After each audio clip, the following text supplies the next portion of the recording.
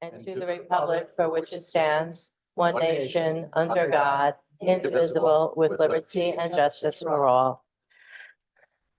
Thank Mrs. you. Snyder, if you do the roll call? Mrs. Bear, I think she might be online, Jordan. No one's online. Thank you. Mr. Goldstrand, Present.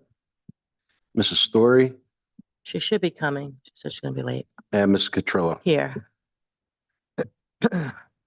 Okay, motion to approve the agenda for June 11th, 2026, with members of the committee reserving the right to add to the agenda and take further action in the district's best interest. So moved. Second, all in favor? Aye. Aye. It's always fun when it's just two people. A motion to approve the meeting minutes from May 7th, 2026. So moved. Second, all in favor? Aye. Here comes Shanika. There we go. Yay. Okay, we're going to move to our items for discussion. The first is our June EPR newsletter. All right, thank you, Ms. Cotrillo. We're going to keep this one brief because everyone is sent and has access to the newsletter, but we do want to bring attention to a few things. First and foremost, our culminating last week on Thursday, South High School graduated with salutatorian Amasa Ellis and valedictorian Allison Mayer. It was an absolutely beautiful ceremony out on the track here at South High School. And then, not to be outdone, North had an absolutely beautiful ceremony on Friday night with salutatorian Dylan Perry and valedictorian Lawrence Cruz, both of our board reps. So it was great to hear from them both. They were both fantastic ceremonies put on by our high school principals and their faculties and staff. It really was a great night, and it truly was why we do what we do. I wanted to say thanks again to the C&I department overall for showcasing all of our, district successes, our student successes and staff throughout the entire year, and now really making it available for everyone to see, online, both, staff, community, because I think it's really important for everyone to see what we're doing, since, this is the committee, this is the It is. work that we all do for the students. And I would be remiss, one thing in the newsletter, there are a number of articles highlighting some things that took place at all of our schools, but specifically at Resica Elementary, and Dr. Kulik, for all of her years of service to East Stroudsburg Area School District. We just wanted to wish her her best in retirement and let her know that we are going to greatly miss her. For sure. Thank you for that. Okay, we're going to move on to all the curricular frameworks, and there are quite a few, as you can see, that we're going to look at today. But before we even begin that, I just would like to say a really huge thank you to not only all of you who are here present that are going to, give us the information, et cetera, but really to everyone, all of your teams, all of the teachers who have really worked hard this year to bring the curriculum to fruition. I know many of you know me throughout the years.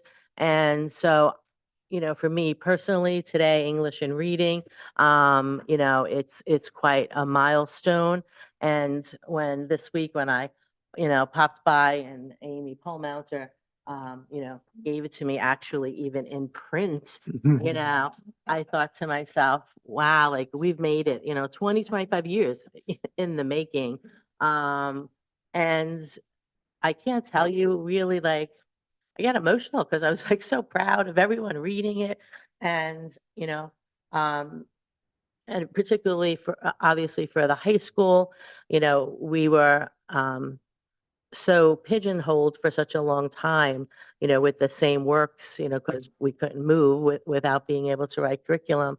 And to know how diligently everyone worked together to really bring us a new balance of traditional, canon classic works with newer works, and really looking at the diversity of our population and bringing in all of that, different kinds of literature, and to also see, from a skill perspective, starting in 6th grade through 12th grade, just how the skills are really, one after the other, scaffolding till we get to the, what's in the front page of every single one of the curriculum, which I thought was beautiful, the portrait of an ELA, student. And to know that everyone has worked so hard so that when our students do graduate, that, that's where it is. But to see it, I think finally in print, we do it in our classrooms, in our little piece, but to see it, so broadly, 6 through 12, was really very exciting for me. And I just, really want to thank you all for your hard work, because teaching is difficult as it is and hard, very rewarding work, but it takes, a lot out of us. And then to do all of this, on top of it, is definitely taxing. So I just wanted to say thank you to those of you presenting and those of you who obviously aren't here, but your colleagues and how hard everyone worked. So with no further ado, because I know everyone wants to get home too, let's start with our first readings we're going to do, correct? Okay. So thank you very much for that wonderful introduction to the work that has been done and recognizing the teachers' hard work and passion to do this work was unbelievable experience for our team, and watching this and doing this collaboratively with them. Where we started to where we ended is unbelievable, and it really is going to provide an amazing opportunity for our students' growth. So to start it off, like you mentioned, the first page of every newsletter, not newsletter, I'm sorry, every curriculum has the portrait of an ELA student. This was worked on from all of our levels. We had our coaches in our elementary look at it. We talked to our 6th, 7th, and 8th grade English and reading departments. We worked with our kindergarten and 1st grade team, and then our high school. And one of the big outlining things that we did was we looked at the maximizing today's potential for tomorrow's success and said, what does that mean in terms of ELA? How do we get the best student graduating our district and being competitive in today's society? So we tasked them with that challenge to summarize that. And we had everyone write down what they wanted their student to leave with in their classroom. And once they did that individual reflection, they worked as a group to really capture what is the skills that we want the student to have. And I think the theme that I would love to highlight is what drove our rewrite was getting books in the kids' of hands, the books in the kids of our, getting books in the hands of our kids. So they develop a love and passion for reading. They find their taste. They have genres. They wanted our kids to be able to say what type of books they like to read and be able to have a wealth of knowledge and experiences in the classroom and independently. Something Dr. Pryl really challenged our teachers with, to have independent readings. And we talk through this, and you see the writing, you see the vocabulary, you see all the elements of what would really make an enriched experience for the students. So this is our portrait, and I wanted to start today with that. And then I'm going to take you through a journey through all the different grade levels. We have a wide array of teachers here today to tell you their why and highlight a few things that they wanted you to know about what drove their rewrite. So we're going to start with high school, as we keep talking about graduation, and then we're going to take the journey down on this slide all the way to the middle school. And then a little bit later on, Kristen's going to bring you back to where we all start our kindergarten and our 1st grade. So without any further ado, I want to call up Buddy Gouger. And when the teachers come up, could you please introduce yourself, where you teach, and just share your knowledge of the rewrite with us?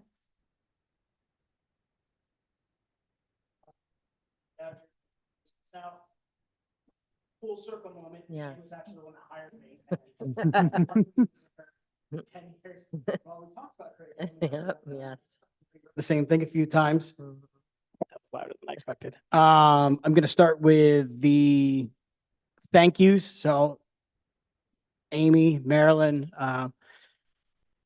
Lydia Hess, Elizabeth Bibler, I should have wrote this down, I didn't. Gillian Turner, Vanessa Hall, and Jess Carson. So thank you, and to the board for allowing us to do this. For 11th grade, we did a good job of differentiating what every level is supposed to do. We started at the applied level, and then we went from applied to CP to honors, and then kind of built on what is expected of them for each level. We also injected a bunch of new texts, as well as keeping some of the more canonical texts. But yeah, there's exciting new stuff in there. There's also classics in there that students should definitely see. And to be honest, with the American Lit, I was really glad to see how it was broken down because, we talk about, how can we teach, 250 years, worth of literature. So It's the hard way- to. So the way it was broken, into really the philosophies, themes Yeah. of America was. There's a lot of, we definitely tried to make sure there was a lot of choice in there too, because the discussion we had throughout this was, as English nerds, we kind of all know like the grand arc of like American Lit and like those different movements, but how can you get a student to be interested in that, or at least simplify it down to a point where they get the broad strokes of it, because there are definitely things that they might not need to know that are super Englishy that we're excited about, but like an applied level kid, maybe they might appreciate knowing it, but they won't use it. Well, I thought even on the ends of the writing and the research, how it was differentiated between honors, CP, and applied was well done also. Thank you. Welcome. Thank you. Good. Thank you. Thank you. Dr. Pryl is going to talk about 12th grade. The 12th grade teachers also did a fantastic job working to really update their curriculum with the paired texts. And this was just so exciting. So we had pairings like Frankenstein with Clara and the That's Sun. like Yes, amazing. it's amazing.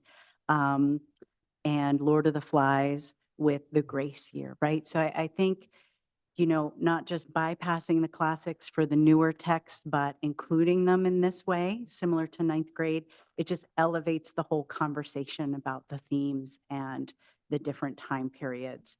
They worked hard on that. And at the last minute, another pairing that came up was Hamlet with A Doll's House, which I thought that was That was great to really have the good. female Mhm. perspective also. So, when you're asking teachers to make these big changes, it's, we're attached to our Mhm. texts, this, and so Yes.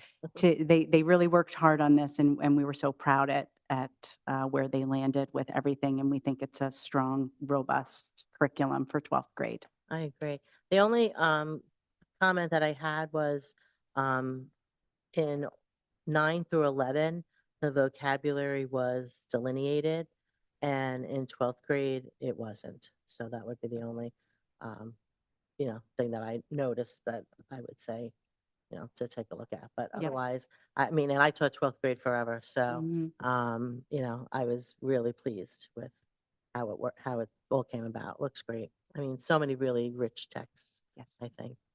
Thank you.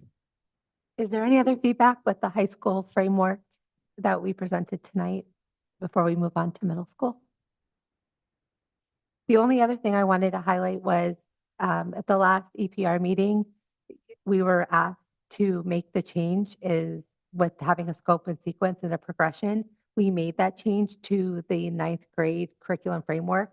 So we wanted to bring that again to the board Got so it. that you guys are able to look at that and be able to see that full scope. I with did. the I saw work. that, and that's great. And with that in mind, the 10th grade, which is the second read, there's that sheet that says how many days and whatever. It doesn't add up. Like there's one of them that's wrong on Okay, there. we will Okay, definitely just to double take check a that look for at. the next. The other thing I just wanted to mention actually is professional development, because in each of the areas, and this is even through middle school as well, Shared inquiry kept coming up. And I can't speak for the middle school because I don't know if the last time they had training was when did it 6 through 12, which is at least 20 years ago. Um, and I know the high school hasn't been trained in that since. Mhm. So, my concern is that, we're using it and I just want to make sure. I mean, obviously there's been many new hires, since then. I taught it to my department at a department meeting and I'm sure maybe North did the same. But that's just something I've kind of noticed on different things that are listed Mhm. in terms of activities and, things. We make assumptions sometimes when teachers come out of college that they know all of this, and we know that that's not true. Um, and we get very specialized sometimes in activities that we do in our classrooms, and may have learned through like reading apprenticeship. We may have learned it when we went into block scheduling, but those are all like years ago, and obviously there are newer methods and activities also. So I just kind of wanted to bring that up, Mhm. and Mara, I have the utmost confidence in Yeah. you that all that's going to be met. But I just thought that was something I needed to say. That's great. And through this whole process, a number of requests from the teachers came to us, the Excellent. whole process, like Mhm. help with teaching graphic novels, help with Socratic seminars, help Mhm. with setting up book clubs, everything. And I've been keeping a running list. Yeah. So now that this part is done, our focus next year is really going to be that nuts and bolts, like Yeah. getting in there and teaching specific And strategies. to be honest with you, I think that's what really made me kind of realize it because I saw a Socratic seminar and Mhm. I saw a shared inquiry at the same time, and they're not exactly the same. I Mhm. mean, shared inquiry obviously has Socratic methods to it, but it is a little different. Mhm. So, just so the teachers even know what that differentiation is, if they're planning on using it. So, thank you. Okay, thank you very much. Now we're going to go to middle school. We'll start with 8th grade.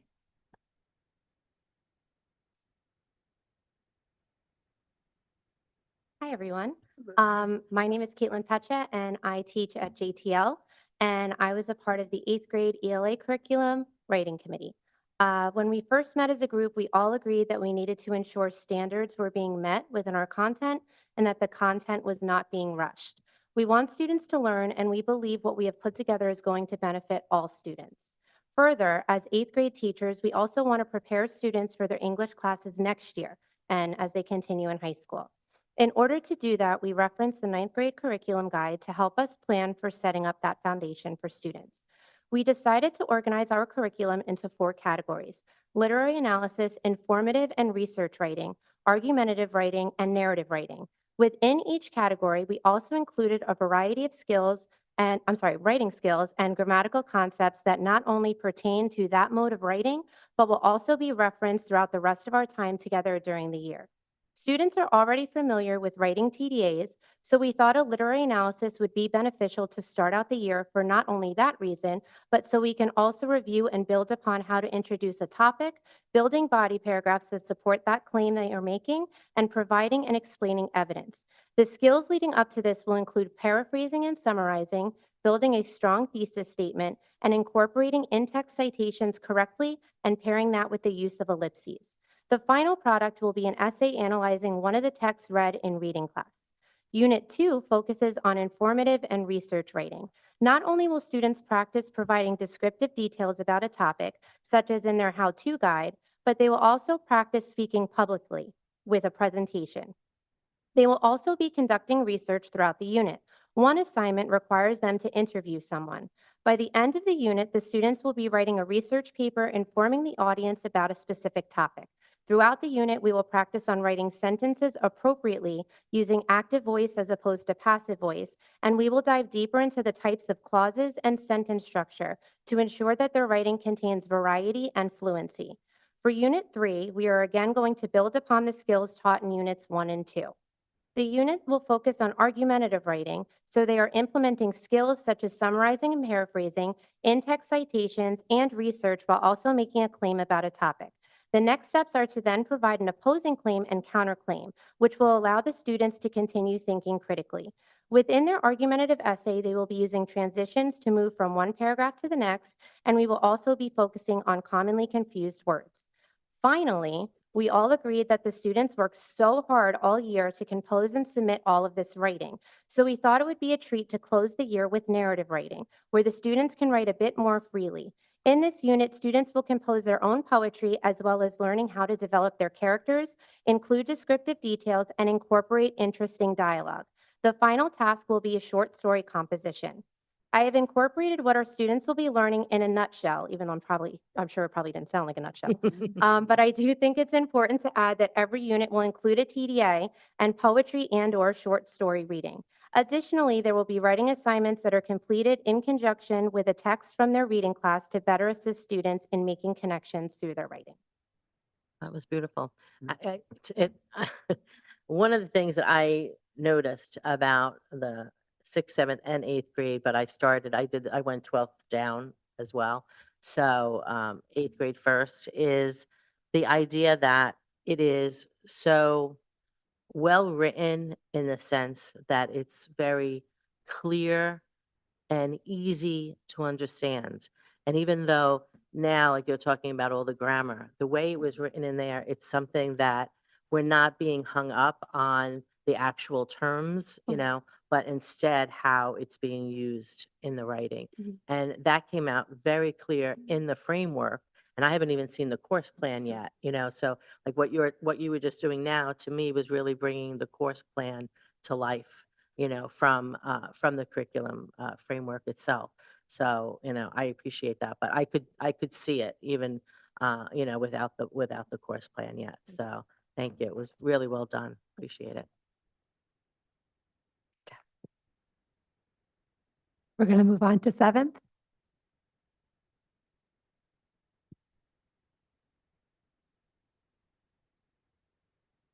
Hi there. I'm Jill Greenwood. I am the English chair at JTL. I'm also teaching seventh grade English. I'm here with Angela Gutierrez, who is my reading partner and the reading chair. And probably should have written it down like Buddy did, but we're going to go off the cuff.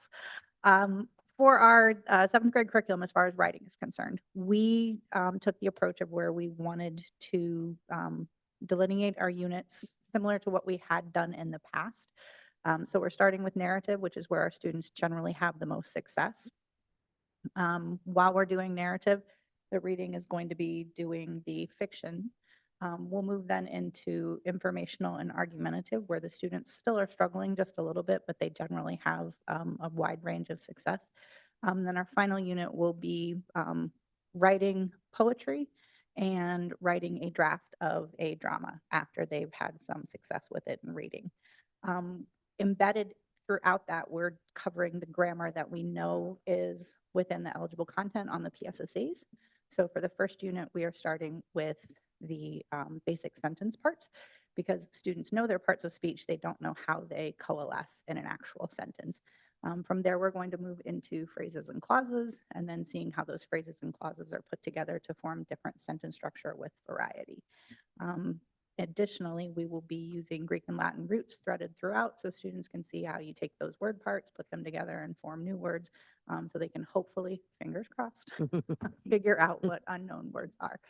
I'm going to turn it over to Angela for the reading.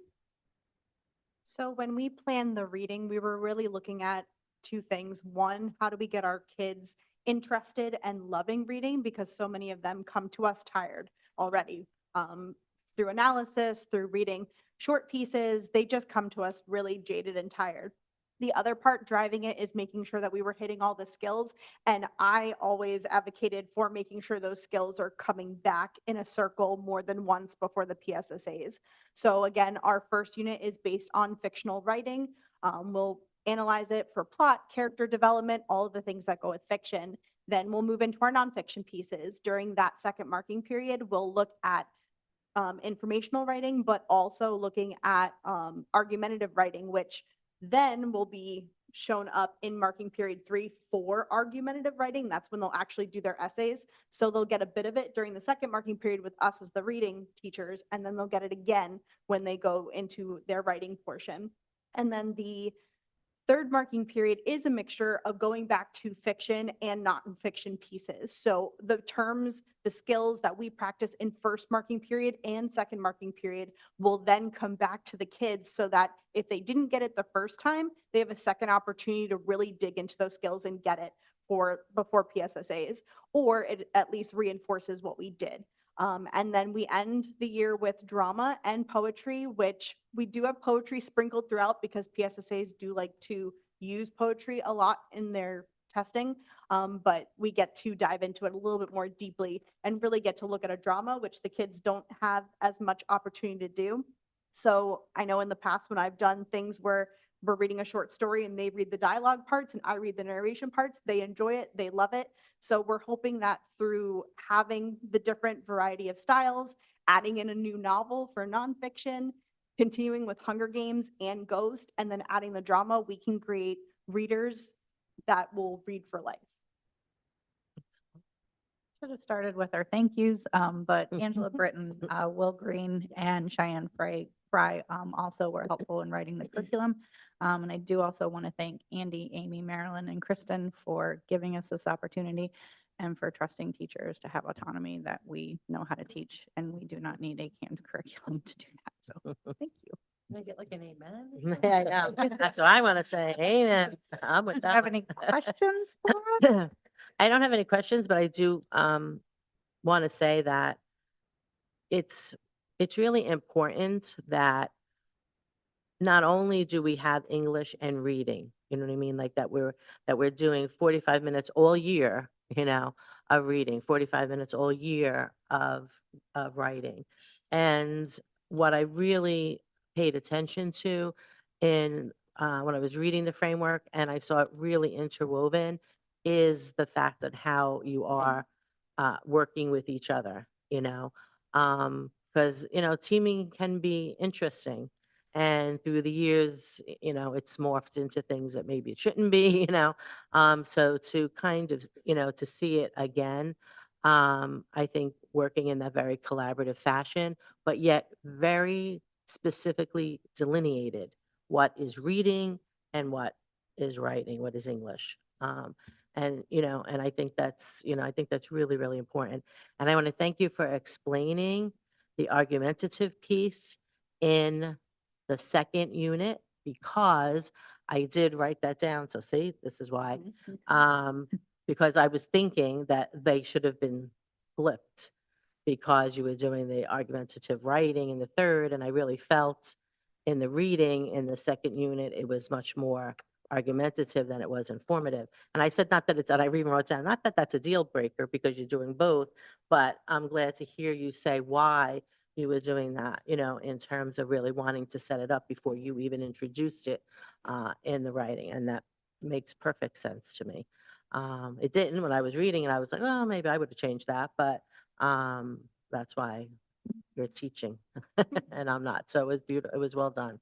It also helps that the novel that Angela will be reading with our students during that argumentative unit, it's not nonfiction. It's a novel. So I'm pulling from the novel to get our kids to write about it in an argumentative way. So it's giving them yet another opportunity to see how the reading and the writing do come together as a kind of marriage.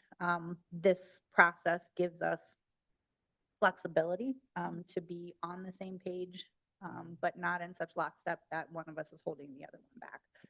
Having children who've gone to another district where they did not have the reading and the writing delineated like this, we do it better here. So I'm very grateful for that. Yeah. The better bird. The better. I'll say that. Yep. I would just like to piggyback on what Jill mentioned earlier, because that would give a little bit of light to the resource, which is agenda item C. When you look at the curricular resources, you'll see we're very light on what we're purchasing for 6th, 7th, and 8th grade. We're only purchasing one novel per grade level.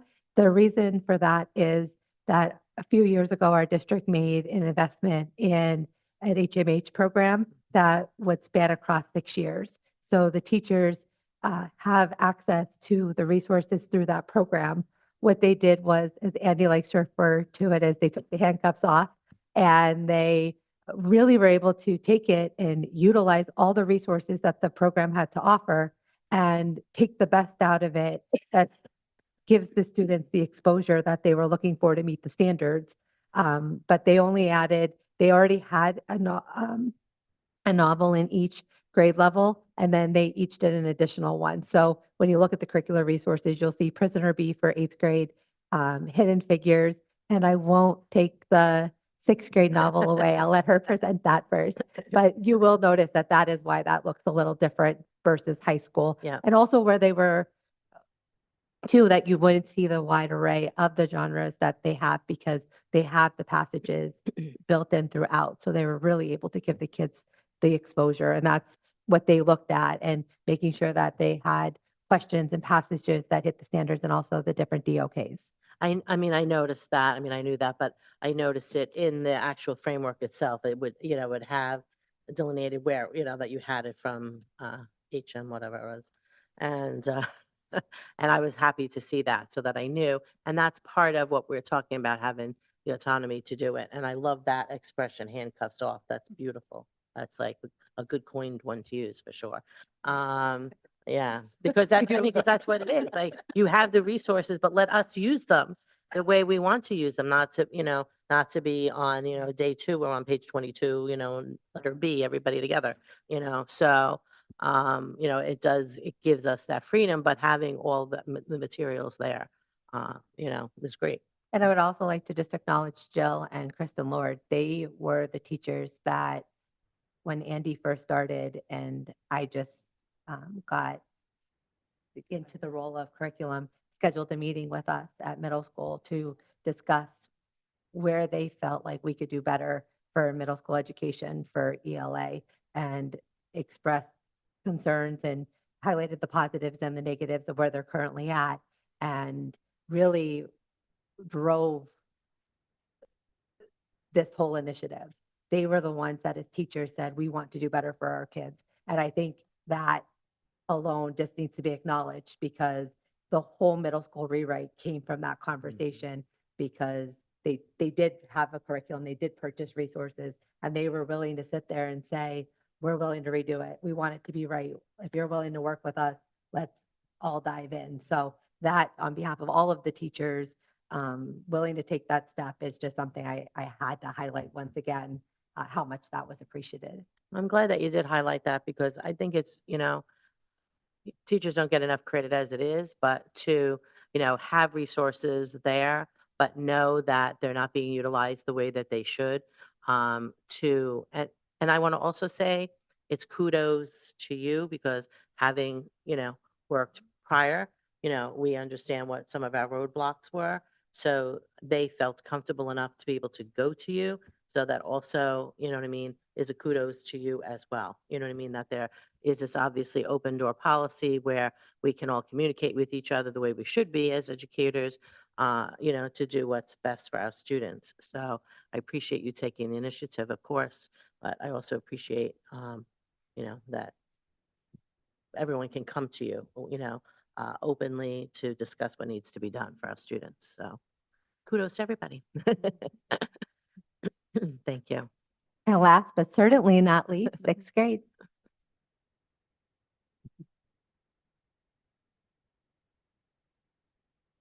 Hello, everyone. Hello. Pleasant good evening. My name is Trishana Thomas, and I'm an ELA teacher at Lehman Intermediate. I did not expect to speak this evening. I came in support of my team, so I kept on looking around, hoping somebody else would show up. But I guess I am it. I have to put into practice what I generally teach my students, that we all have a voice, and there's a time that we do have to speak up. So tonight, I'm just representing my team. The team from JTL as well as myself and Jenny Blanard, we met together and we look at the big scope of things. What is it that we wanted our students to walk away with? What would be the takeaway? And for me, it is a joy to be a 6th grade teacher because I feel like that is the foundation in middle school to try to help to set up our students for success. So we came together to basically look at how we can strengthen the curriculum and to align it with our state core standards and to look at all the different areas in which we could pull out the strength for our students. One of the things that we look at was the writing. So we look at 3 different types of writing: argumentative writing, informational writing, and narrative writing. I think the book that we did choose is I Am Malala, and the students are super excited over even just the excerpt from that book, because we did do some writing in regards to I Am Malala this year, and it's one of their very, very favorite piece of writing to just kind of dig in, and they know the whole backstory, a young lady from Pakistan, and I mean, they're very, very interactive with that story, so we wanted to get them an extra piece of literature that they could dig a little deeper and dive deeper into knowing more about their writing. We also look at our Greek, Latin and Greek roots, that we definitely want to continue to incorporate that throughout the curriculum.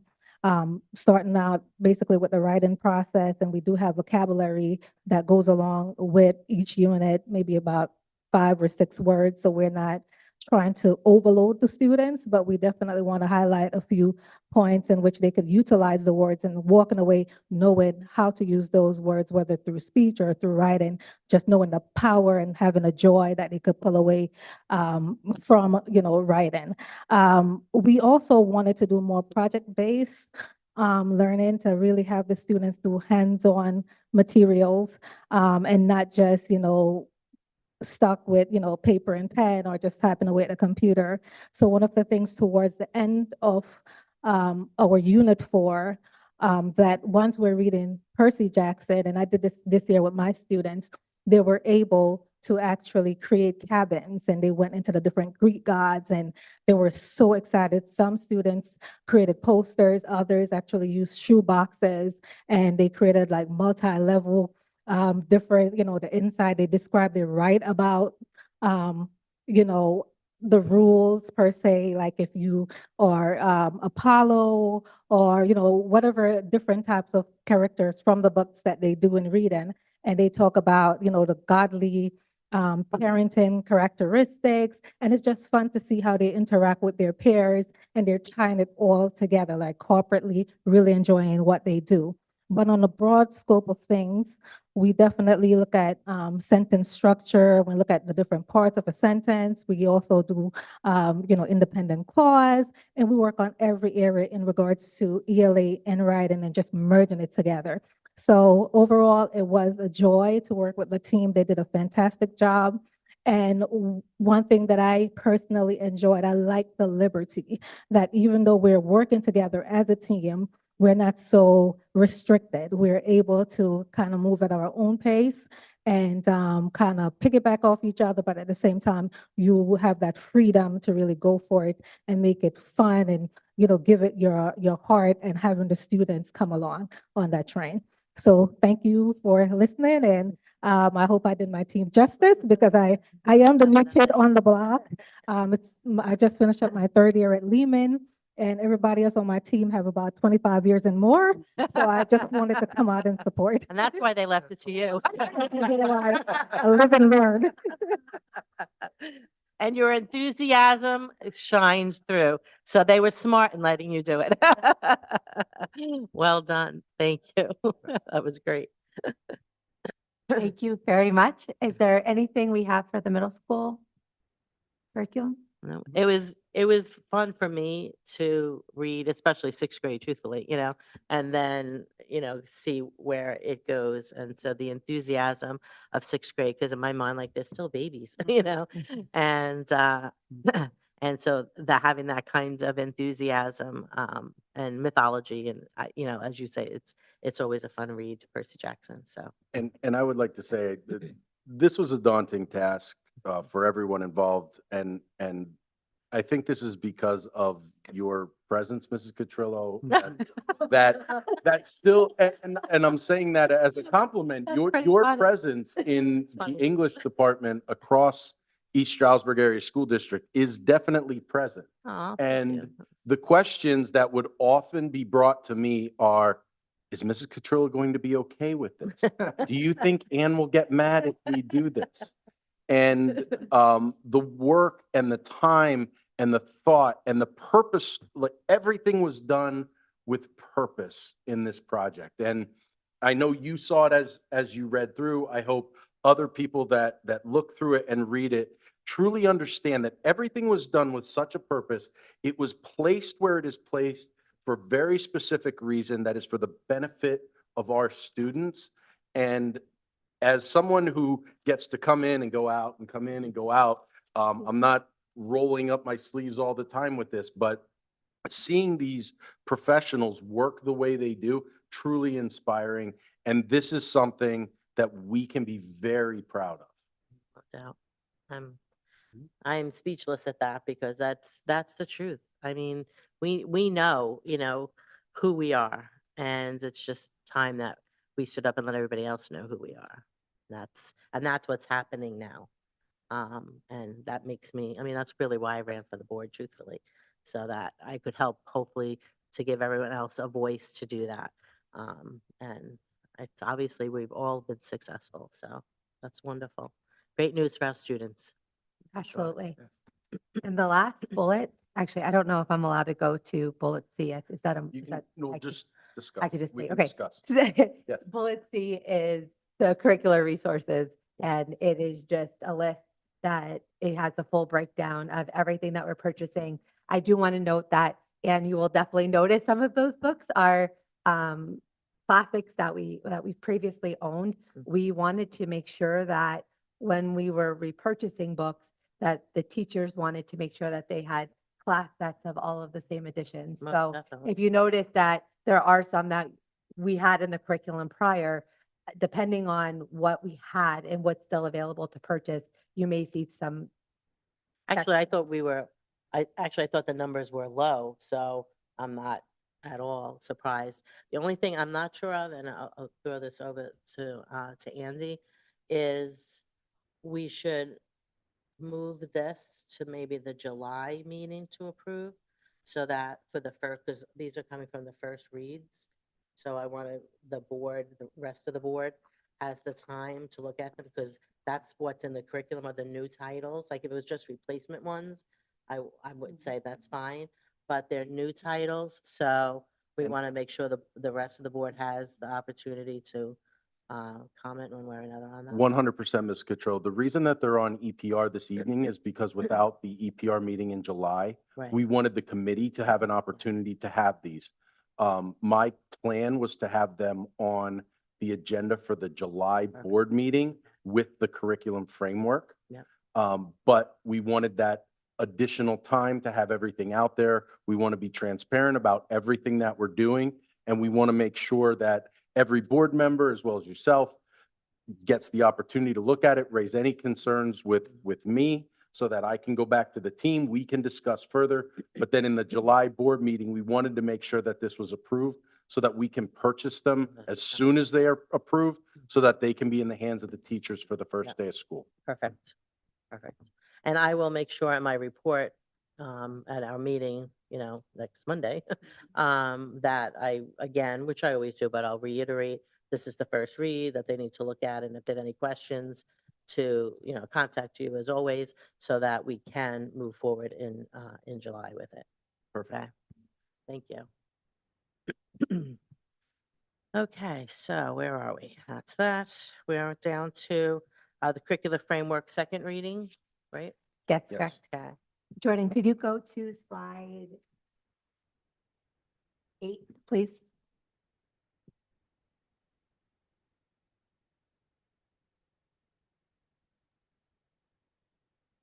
So we had Jen here with Philip George and Mary DeFazio to present our 10th grade curriculum framework, and we are bringing it to you today for the second reading.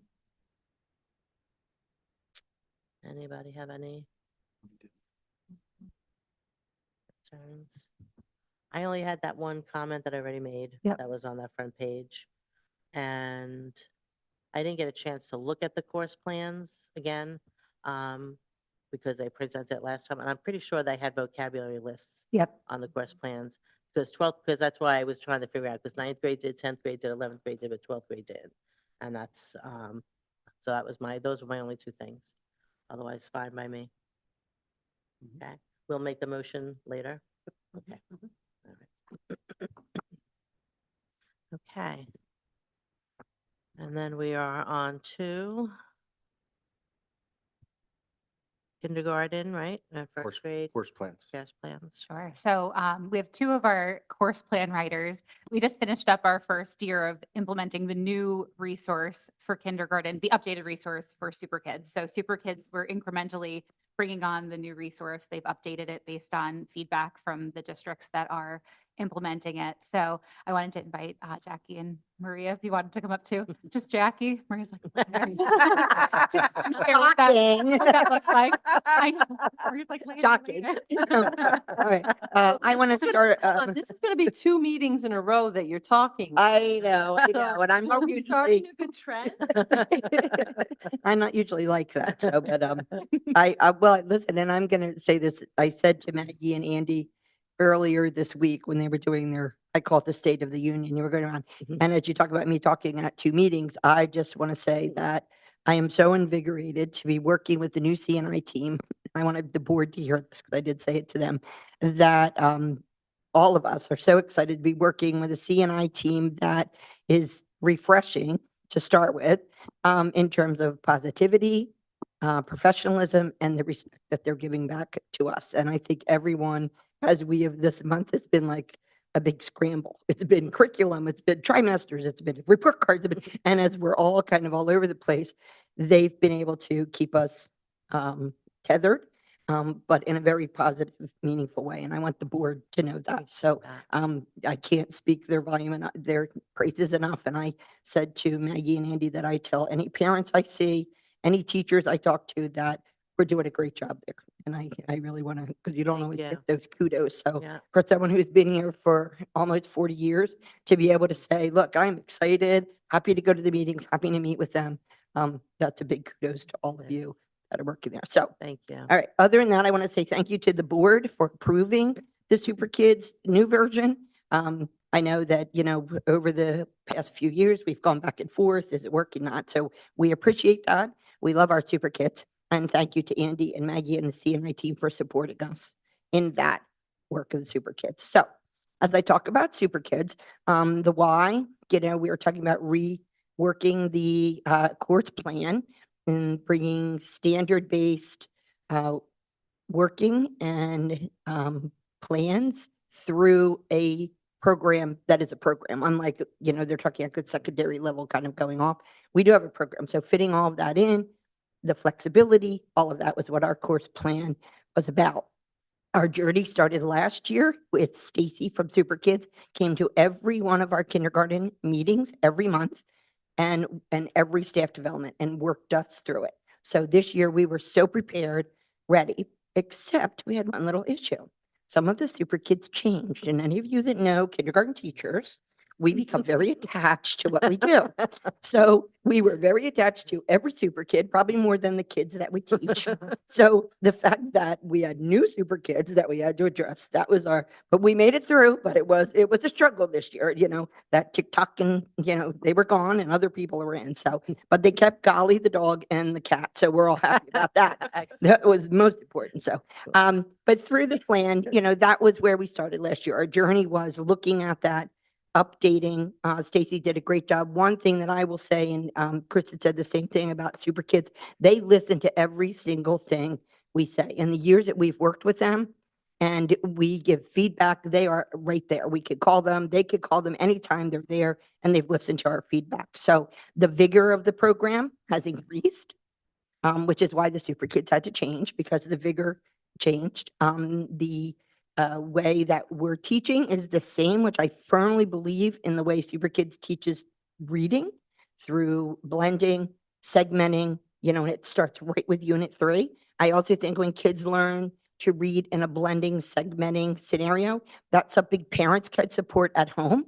So they are very aware of how their children are being taught, and we're sending home sheets that they can practice with. It makes even your struggling students feel successful.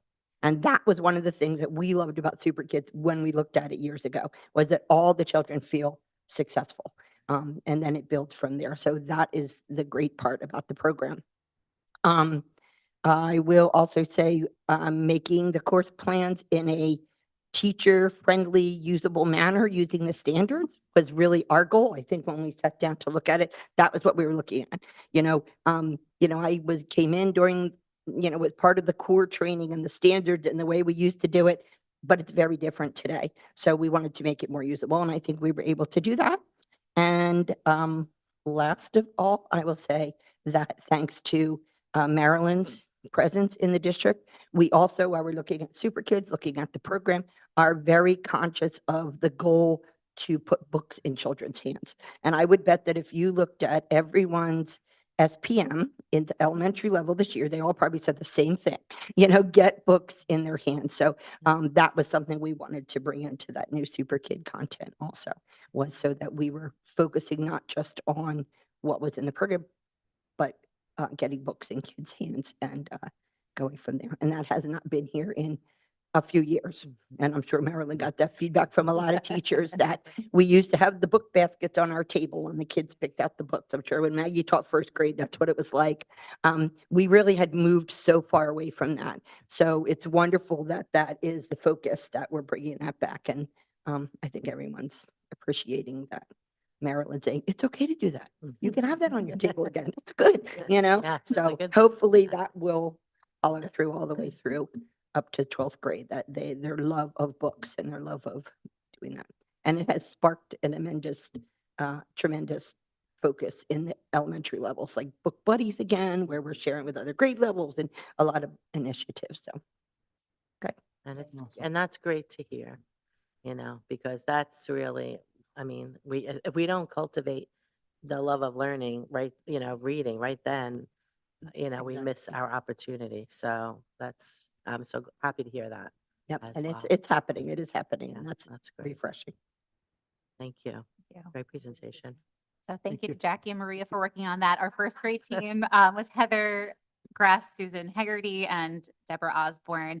The K1 teams came together on the same day just to talk through some of this and to make sure that we were hitting all the standards, even if we had to condense some, just to make it realistic for what can be achieved in the year. And they did a beautiful job of mapping that out to make sure that we are going to be hitting all of those standards meaningfully across the year. So thank you for that. And we'll be working with our second grade team next year as we adopt the updated Super Kids for second grade. It's great. And just to say, Jackie obviously has been here so long, that it's something that you've worked with, you know what I mean? And recognize that it's a great, resource, and then how it changes, and it's not something that we throw away, you know what I mean? That we keep things that we know that are good and add to it. So perfect. Thank you. Okay, science, elementary. Sure, do we want to start? So we have two of our elementary science committee members here with us, as well as someone who helped us implement our science days. So we had adopted as a district last year, HMH, and we're delivering a program, and we recognized that implementation was really challenging with the time constraints of delivering a program, and they weren't necessarily focusing on making sure we're hitting standards. So we're just jamming all of this in to make sure that we are hitting all of the standards, but not meaningfully. So we met with the team. We had some support from Dr. Kathleen Muniz. We had Mr. Tom Tansen, Ms. Samantha George, and Mr. Ron Reed came and helped us as we explored phenomenon-based steel standards, looking at that cross-cutting concepts. Day one was really digging into what are the standards for their grades and what is really phenomenon-based learning for our students. How are they constructing their own meaning from learning? And then day two was setting them free to go look at all of our resources and design trimester one as we align to trimesters for next year. So we have Miss Maria Rogers for kindergarten, and then we have Miss Joy Gilmartin for fifth grade. You take turns. Come on up, Maria.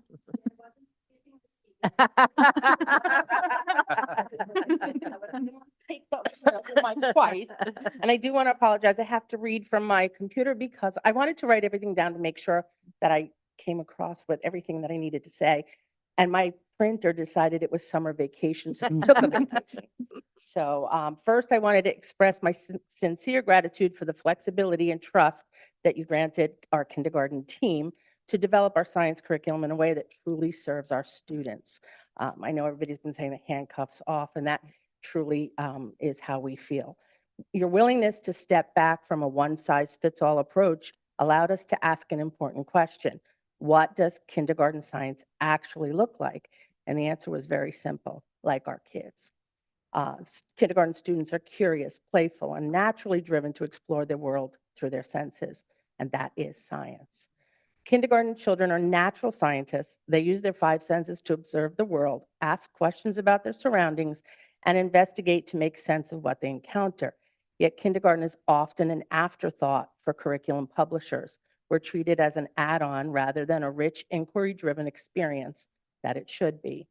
By giving us the flexibility to align our standards to developmentally appropriate phenomena-based learning, we were able to create a curriculum that uses each STEEL standards as a starting point. We built lessons that honor how young children learn through hands-on exploration, play, and real-world discovery. It sequences learning with the seasons so that students engage with science when it's most relevant to their lives. It builds a foundation for K-12 success, and through cross-grade collaboration, we created an intentional progression that nurtures natural curiosity rather than demanding memorization. The flexibility didn't just benefit our students, it energized our teaching team. When we have the freedom to innovate and respond to our students' needs, we do our best work. By working together, we are developing a unified, intentional curriculum where learning flows naturally across subjects and grade levels, something a commercially produced program simply cannot offer. We organize the year to follow the rhythms of kindergarten life. We begin with life sciences, which is the largest portion of our standards. With Unit 0, What is a Scientist?, children learn to act like scientists using trial and error, simple experiments, and engineering designs to test solutions to problems. From there, we explore living things and their needs through the materials that are immediately familiar, plant parts and life cycles, with the option to bring in apples and pumpkins, what we're using and seeing and doing in kindergarten. We work on animals' needs as we study hibernation, migration, and seasonal preparation, and human needs as families and routines change throughout the year. When the weather turns cold and learning moves indoors, we bring in our physical science and engineering in the second trimester. Students investigate pushes and pulls to see how forces change an object's speed and direction. They practice engineering design by asking questions, testing solutions, and developing STEM skills presented in a developmentally appropriate, playful way. In the third trimester, we're going to focus on earth and space science, local weather patterns, daily sunlight, and how weather affects our environment. Because these topics align naturally with spring events, we can connect observations to real moments, tracking daily weather on charts, exploring shadows while discussing Groundhog's Day, and tying lessons into Earth Day, Arbor Day, and recycling. Throughout the year, ongoing activities reinforce observational skills, recording data, and collaborating with peers. Equally important, we worked across grade levels to ensure vertical alignment. Conversations with other grade teams helped us address all the standards while honoring each grade's need and perspective. Those cross-grade collaborations sparked ideas that strengthened a coherent K-12 pathway for science and curiosity and learning. And I have to thank Kathleen because it was amazing to be able to sit with a middle school teacher and see that we both had the same focus. We both had similar problems, and our ideas bounced off each other. It was great, and I wanted to thank her. Our curriculum doesn't just meet standards. It celebrates what kindergartners do naturally: explore, question, and discover. Thank you for believing in our team and prioritizing what's best for our students. Your confidence in us to teach our students makes all the difference. Thank you. Thank you. It's great. And I love that. You had the middle school, I think you said Ron Reed, right? The high school.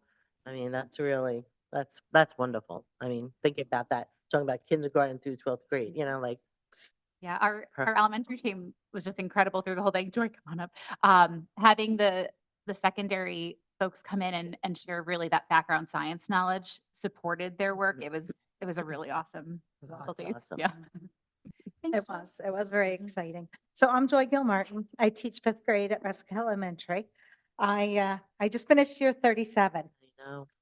It feels good. It feels good. And it's amazing how things in education cycle through, because when I first started, we wrote a lot of our things, and then all of a sudden we're stuck in programs and on same days. So I'm a planner, and when Steels was starting to come through, ESU offered a symposium on the steel standards.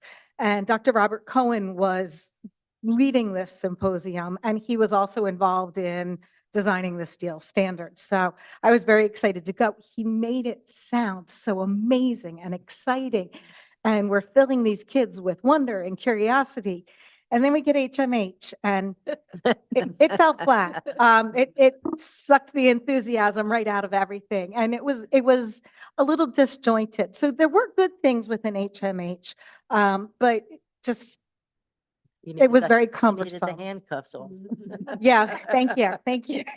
So our first day, as Kristen said, we went through and we got that refresher, and that excitement was back again, looking at this is the way the Steels framework is supposed to go. This is what the phenomenon is supposed to do, how it's supposed to get us excited.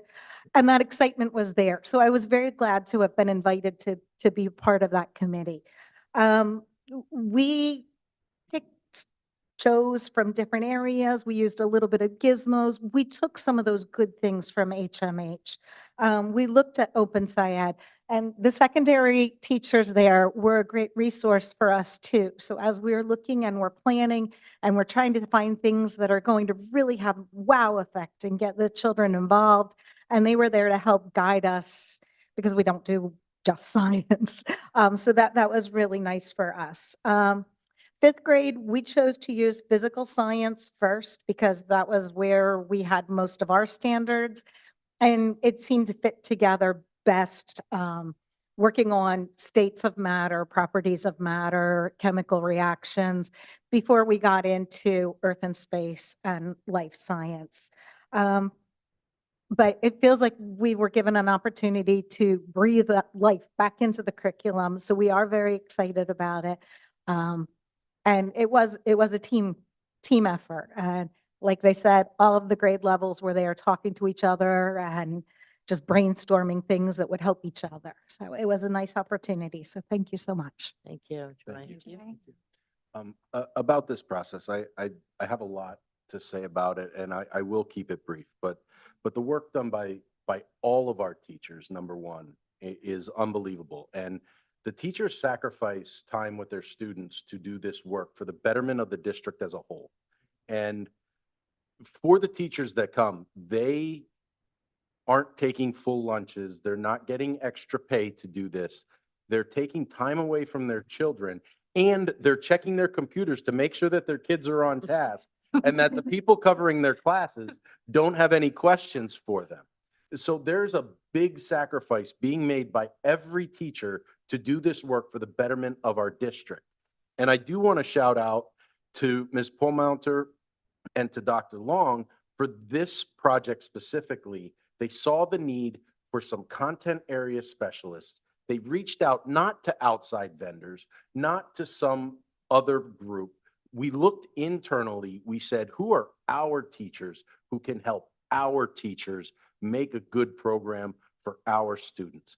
And the high school and the intermediate school teachers came down and gave their time and were inspired to be able to help make next generation scientists. And this process, while I can honestly say I was not a part of this process, this was run entirely by the team. It was their vision in a way to get it done.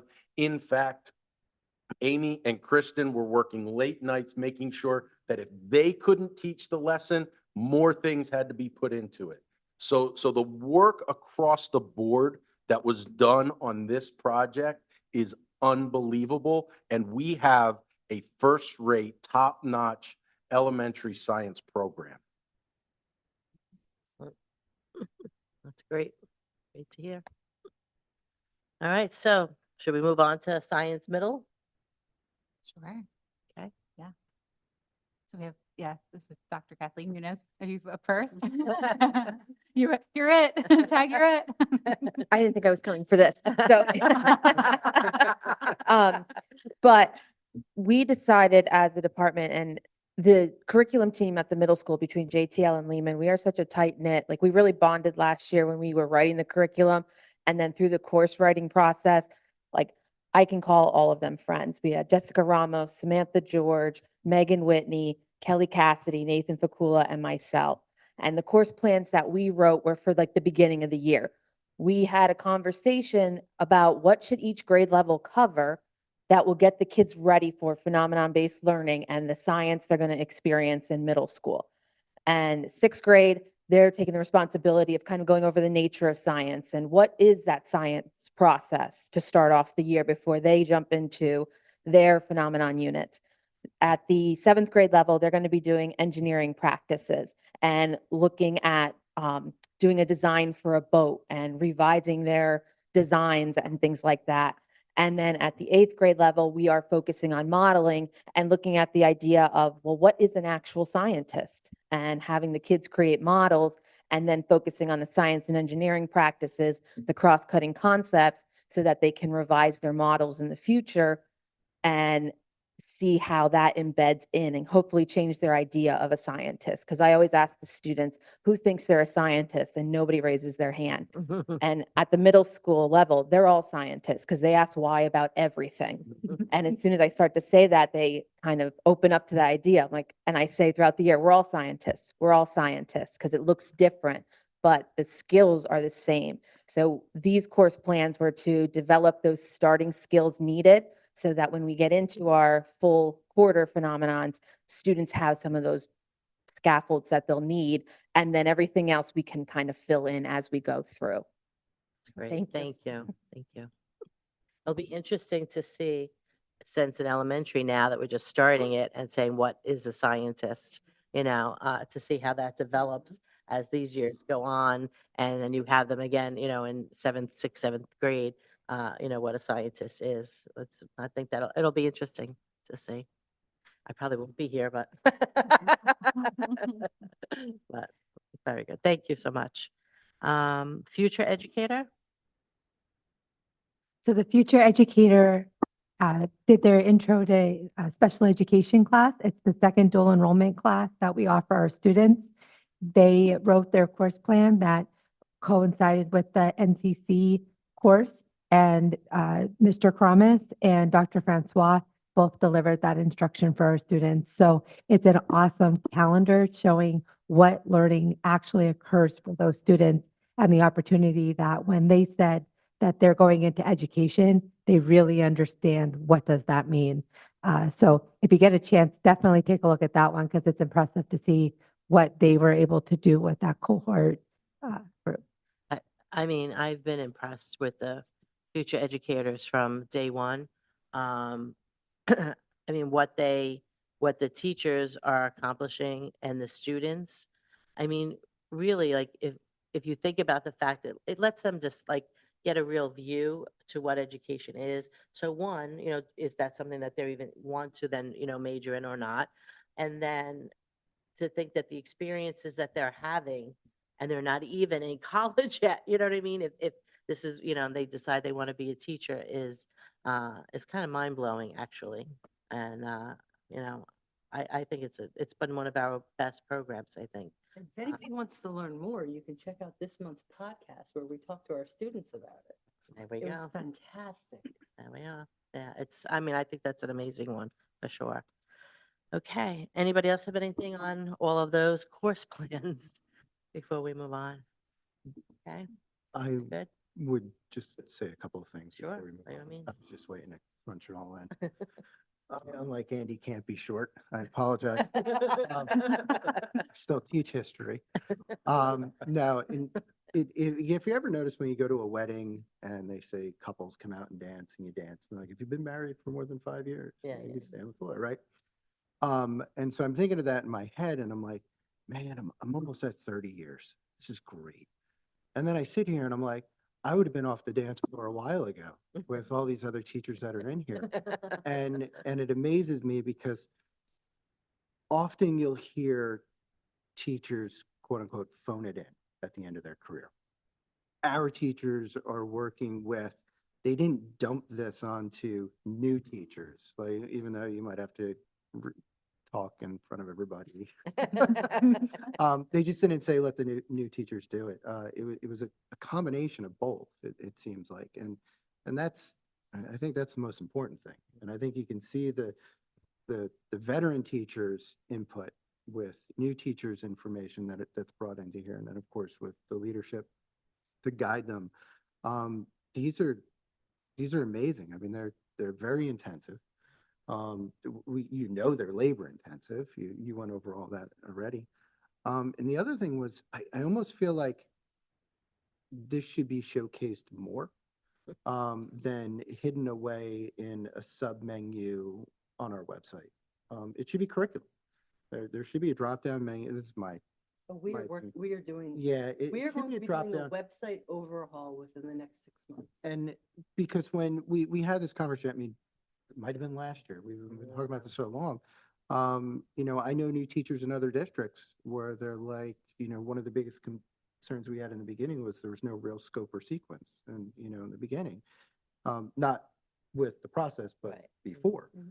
And, you know, I know new teachers who've gone into other districts and they're like, well, what do I teach? Where do I go? And they're like, well, just, you know, whatever. You know, these are the books we're doing.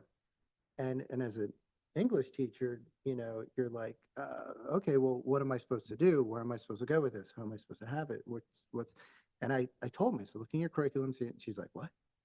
And so having that not spelled out, but I mean, really just laid out there, and not just for new teachers, but for parents, for students. I almost think it should be like attached to the program of study too, you know? And I'm like, here's a snippet of what you're getting. This is what you're really getting. And the amount of time and effort that goes into linking things and making everything else that goes with it. It's just, you know, kudos all around to everybody. I mean, and like I said, the range, I would have been off the dance floor years ago. So I appreciate it. Thank you. Anyway, that's all I got.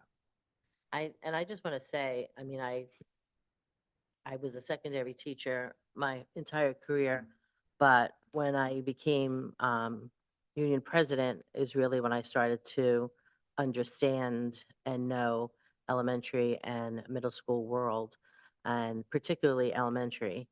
And when we saw in the very beginning the course plans that elementary already had, and high school for, you know, the 35 plus years I was in this district, um, we never wrote course plans. Like we might have wrote them for ourselves, you know what I mean, but not, you know, the way elementary did. And then we look at, then I came on as a board member and I started to look at all the policies that were curriculum, and there was in policy that like, we should have been doing this all along. And, you know, and then the new leadership came in and we really were, you know, able to, you know, put together all of this.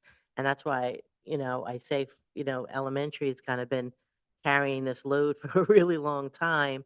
And now secondary though is on board, and for us to see that, and that was one of the things we talked about, like when all of us were new teachers, you know, when you come in as a new teacher, you're given something that, okay, like what, it doesn't really help you at all, you know, when you're walking into the classroom with students in front of you. And our goal was to, you know, really make sure that there is something. So when new teachers come in, besides obviously working with their colleagues or whoever their mentor is, that they could actually look at it and it could be a useful guide. And that's what everyone has you know, all the teachers have created now, you know, and as we're moving forward for all the other departments. And it's a heck of a lot of work. But, you know, I think, Angie, as you said before, you know, really for the benefit, you know, really so philanthropic, you know, for the future, for future teachers, you know, for our students. So again, a really huge thank you to everyone from that perspective. I'm jumping in one more time real quick. I totally didn't forget. It slipped my mind. I cannot, after reading the elementary portions of this. As a middle school teacher, I cannot thank you, former elementary and elementary teachers. I, I just guess teaching 7th and 8th grade for so many years, you just become, oh, they know how to read and they know what this means and they want, and I'm looking through that and I'm like, no, they don't. I'm like, they had to learn it. And I'm thinking, there's no way I could have done that and, or still do that. And so, I mean, thank you so much. I mean, it's, you know, you take for granted the things that you have Yes. when they get there. But knowing all the work that everybody put into it, to get them there, it's, you know, it's amazing. Thank you. Please. Oh, Look, not at you all. wanna keep talking? So I just want to mention, and we were talking about that elementary secondary, when the administrative team came to, again, do their state of the, I call it union, state of the union speech. Now, you talk about the us and them, you know, and how we don't always work together, secondary, elementary. I do want to say that that is something that you've instituted to change, that everybody is K to 12. So when you talk about the curriculum, it's so funny, as we started to meet as elementary people with the secondary movement, we're like, wait a minute, right? That's every 5 years. I know.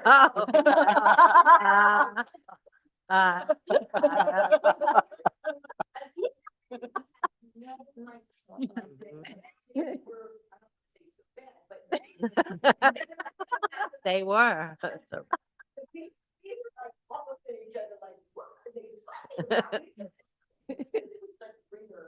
For the elementary, you know, like such rigor to get everything done and how you don't know. But it was just so funny, that was it. So as it was a realization for you, it was a huge realization for us. And I think that K to 12 now has bonded some through all of this. And I just am appreciative for that too. You know, that we're all on the same page talking to each other and to us. That's wonderful. That's wonderful to hear, really. For listening. Yeah. You've now dropped it twice, so thank you for paying attention. You're doing well, so thank you. You can come to every meeting. You're already on the agenda. There you go. I will make you a presenter at every meeting. Anything else? We're good? I was just gonna say, I'm still the baby of this board, but I'm also a parent. And so, you know, my children are now in high school. They started at elementary. We took a break for a while, then we came back to the district, and I'm excited to see the work that's being done and how the dots are kind of connecting. You guys are doing a fantastic job. The new administration is doing a fantastic job. I can see the improvements from when I left to when I've come back. So it's just exciting to see, and I'm looking forward to, you know, my boys only have about 4 more years in the district, but we'll see what happens. But I'm excited to see how far we're going to go. So thank you for all of your hard work, and it's inspiring for someone who's been here for 40 years, your energy that you're bringing to the classroom and really, you know, wanting to dig back in and connect with everyone. So that's great. I think it's wonderful. Thank you. Okay, we're going to move on then to our induction plan. Yeah, so another one of our big projects this year was to redo the induction system. And so we gathered a group of a variety of administrators and teachers, and we met several times. It just was a lot of talking Sorry, and Jordan, hammering keep going. through. Page 12, Jordan. And on the slide and on the doc that's attached, you can see our list of the committee members that were there. And it really took a lot of thinking.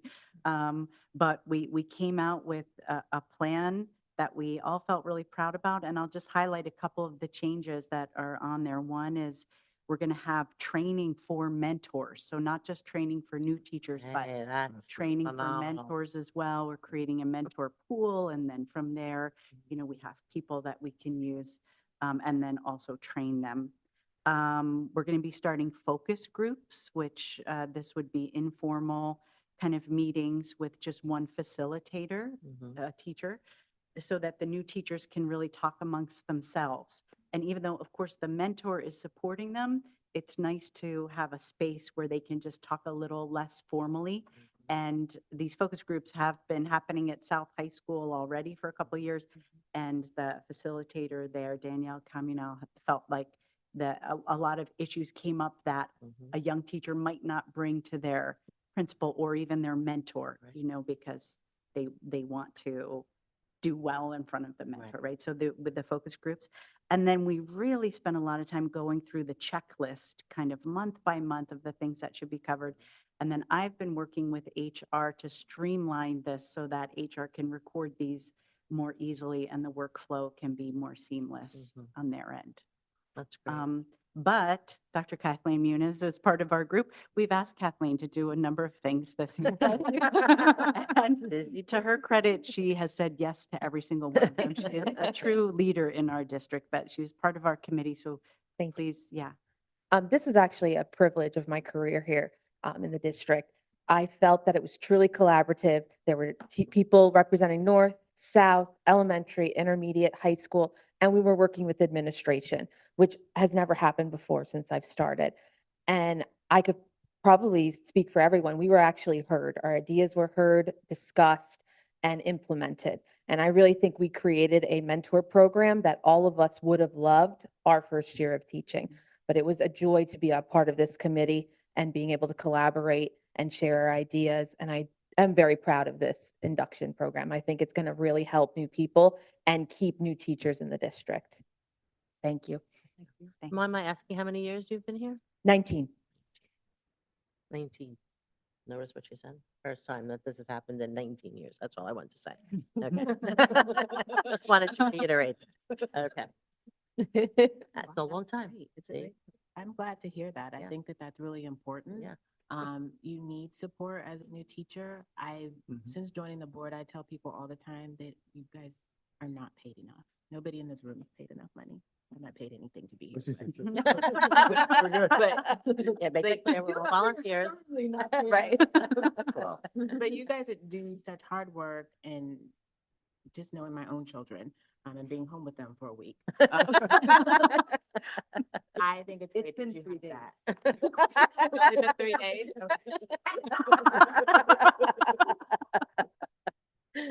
I think that's a fantastic program. I think it's going to really help teachers, especially the newer teachers. So I'm glad to hear that you're doing this. It's fantastic. Yeah.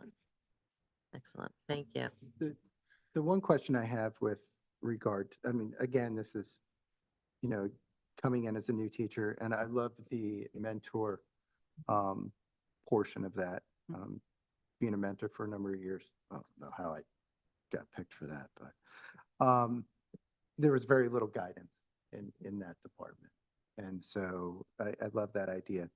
The only question I have is with the Danielson portion of our evaluation section. I kind of feel like it would be beneficial to, especially a first-year teacher, for them to understand the expectations of those domains that the district has on them. Because just reading the domain doesn't, like, okay, so within that domain, what is my satisfactory or unsatisfactory portion of that? Yes. And if they're going to be formally observed for the next few years, they should probably have a good idea of which portions of those. Definitely. And I know we have that. Yeah. I mean, it's not like we just go, oh, we wing it and say, yeah, domain one, check. I mean, just so they have a really clear idea. Yeah, 100%. We have that built into the new teacher orientation in August, but it is a topic that we want to weave into some of these informal meetings that I was talking about before. And then it's even on the checklist with the mentors as well. And surprisingly enough, even like veteran teachers. Yes. Yes. we Agreed. just- Yeah. We just get observed, we read it and we're like, okay. And we just satisfactory. Okay. Mm. You know, and moving on, you don't really understand what those things are that are in there. So I appreciate that. And Thank you. especially when we all know that the Danielson framework was never really even meant to be an evaluative tool. Do you know what I mean? And we're using it as an evaluative tool. And so that in itself causes issues, I think, when you read, you know, each of the little, you know, fine points, if you will, of what that means for students to be working independently, you know, to get, you know, the top score, so to speak. But, you know, but not all students can work independently at that, you know, particular moment in time. So. And not to, you know, and just to to come off of what you just said, we know that, everybody knows that in the education field, about Danielson. But the reality of it is, we're not the only district that uses it. So people need to understand that. It's not like, oh, the district can't come up with their own. It's not. I mean, it seems to be pretty widespread and used throughout districts. So it's not something that we specifically chose to use. I just want to be, let everybody understand that. But you're correct, when you were saying that. Okay, thank you. All right, and then we're going to move on to the CNI year in review.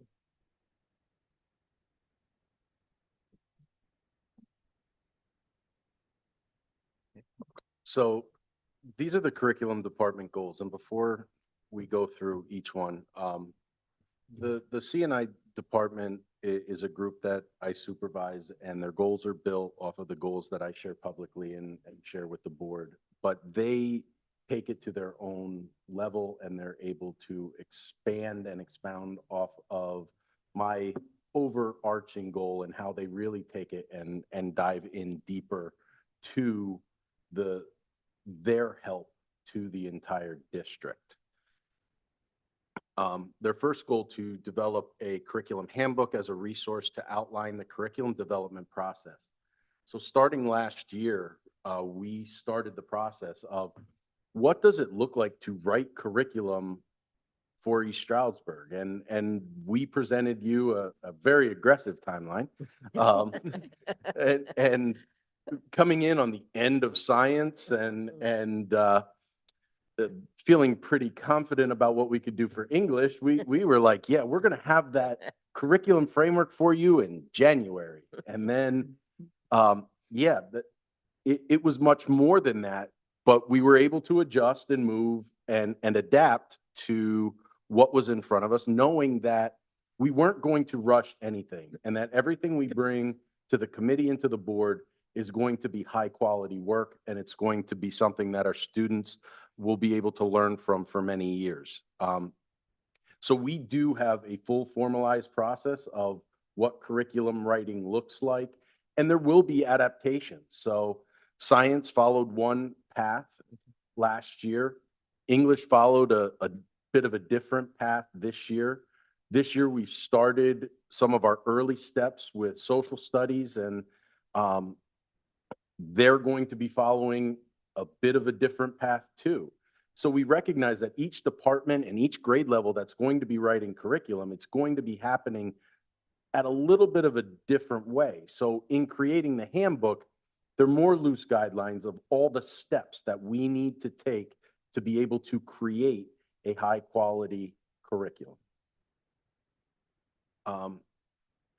Facilitating, training, support of the master scheduling process. Our department supports our principals. I put a lot onto the principals. I'm not going to be shy about that. I feel that the principal needs to be fully immersed into their building's master schedule, and they need to drive it. And in the past, they may have delegated that to other people in their district because they were focusing on other aspects of their schools. But now that they are all into it, they have regular meetings down at CNI in order to show them the intricacies of truly creating a student-centered master schedule, and then how to make it all work, and when things go wrong, what to do, and how to input everything into Sapphire, and who needs to look at it, and going back to all the requirements and everything that go in to scheduling a building. We're supporting building principals with all curriculum initiatives through communication and collaboration. We are in all of the buildings. We are meeting with grade level chairs. We're meeting with department chairs. We have elementary principal meetings. We have intermediate principal meetings, secondary principal meetings, and we just want to be in there, and we truly want to be a support to what is going on in our buildings.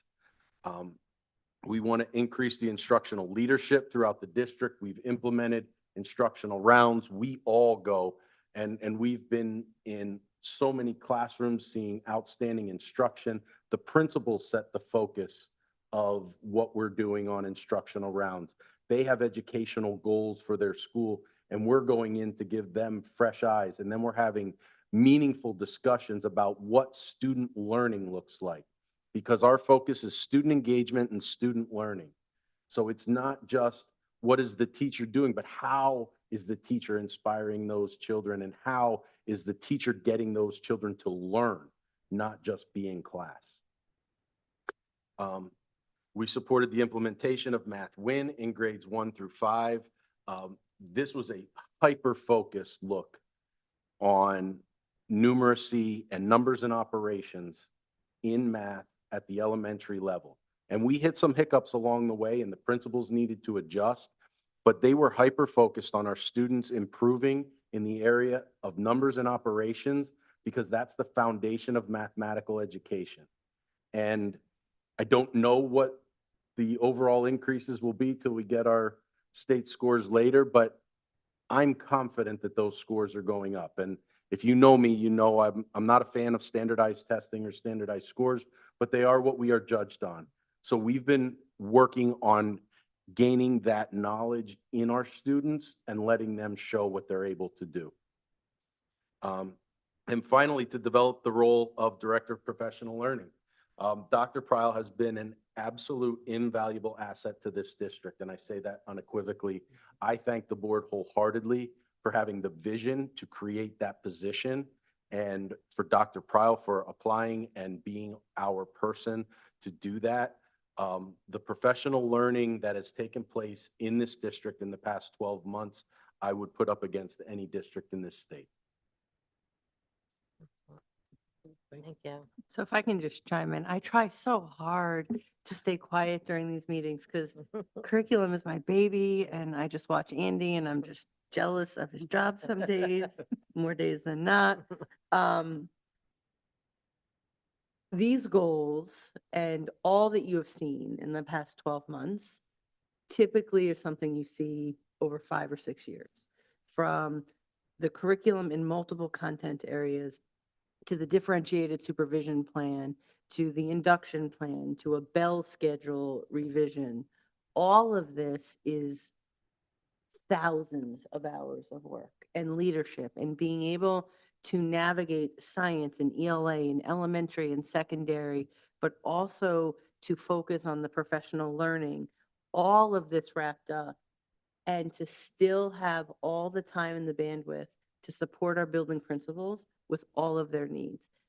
This curriculum department is by far the best team I've ever seen, and no one can do it better. The work they have done is just impressive and will have a generational impact on our students. So thank you. Thank you. I agree. All right. Okay, that is a good segue to the bell schedule. Let's do it.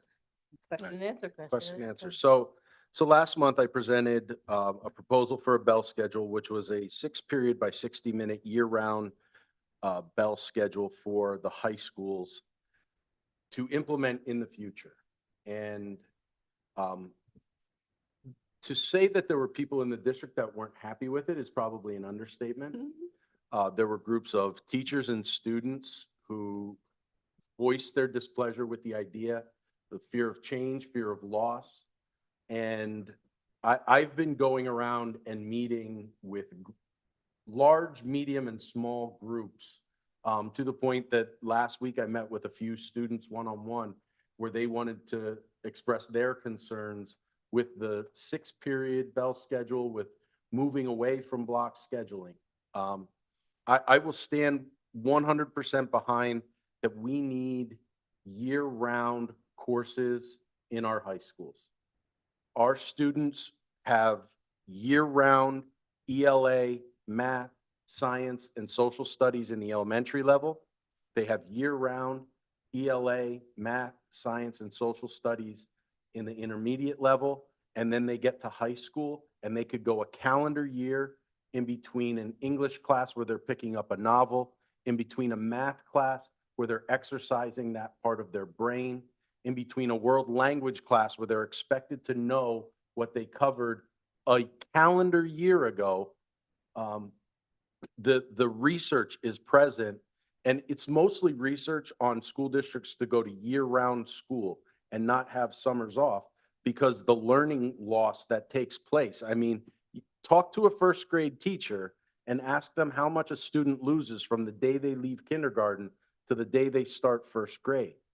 The research is proven, yet we expect juveniles, 14, 15 years old, to go a calendar year between having a math class and be able to perform at a high level.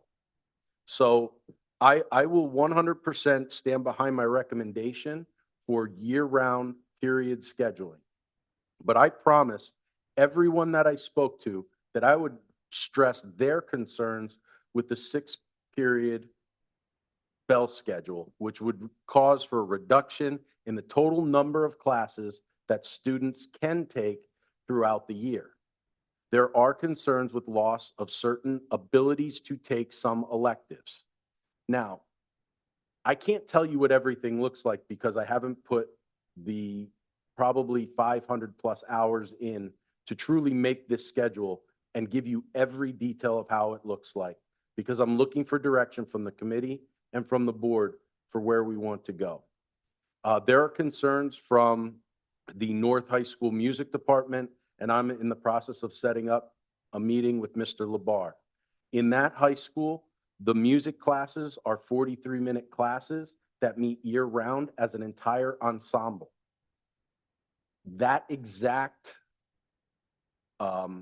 format, I don't know how we would do that in a 60-minute bell schedule, but it is something I'm willing to work on if that is the direction that we're going to go. But it would be a change to the way music classes are offered at our North High School. There would be adjustments. Some full credit elective classes would be changed to half credit so we could continue to offer a variety of courses to students.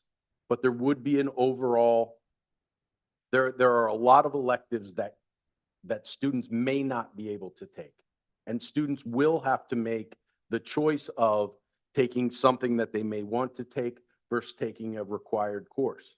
I have reduced the number of required courses, but again, it would be a choice that a student would have to make based on their path. It would be a lot of work on the counselors to help work with the students, to help them choose their path through high school to meet those needs. At the end of the last presentation, I gave the options of, well, we can stay with the block. I wouldn't recommend it, but if that's where the board wants to go, I'm going to make that the best block schedule that's still left in this country. We can go to a 6-period per day, 60-minute bell schedule with year-round classes that will increase the number of instructional hours in our core courses.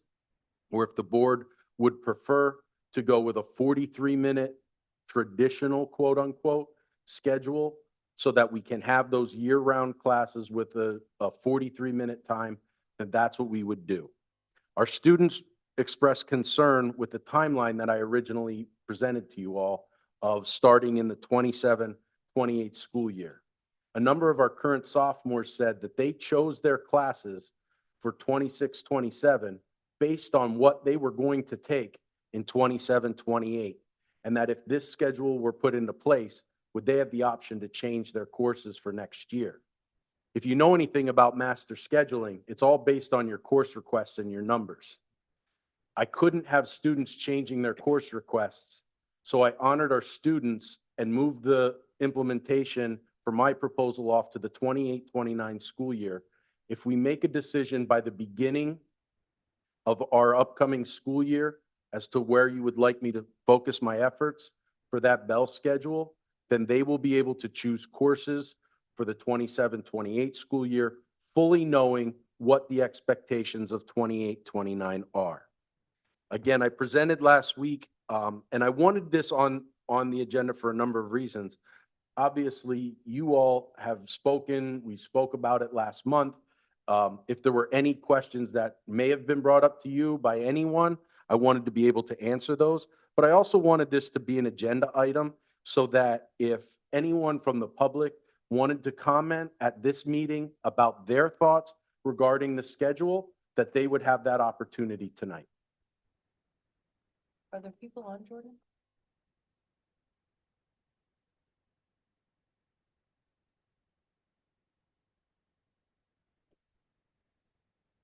I guess I have two things to say.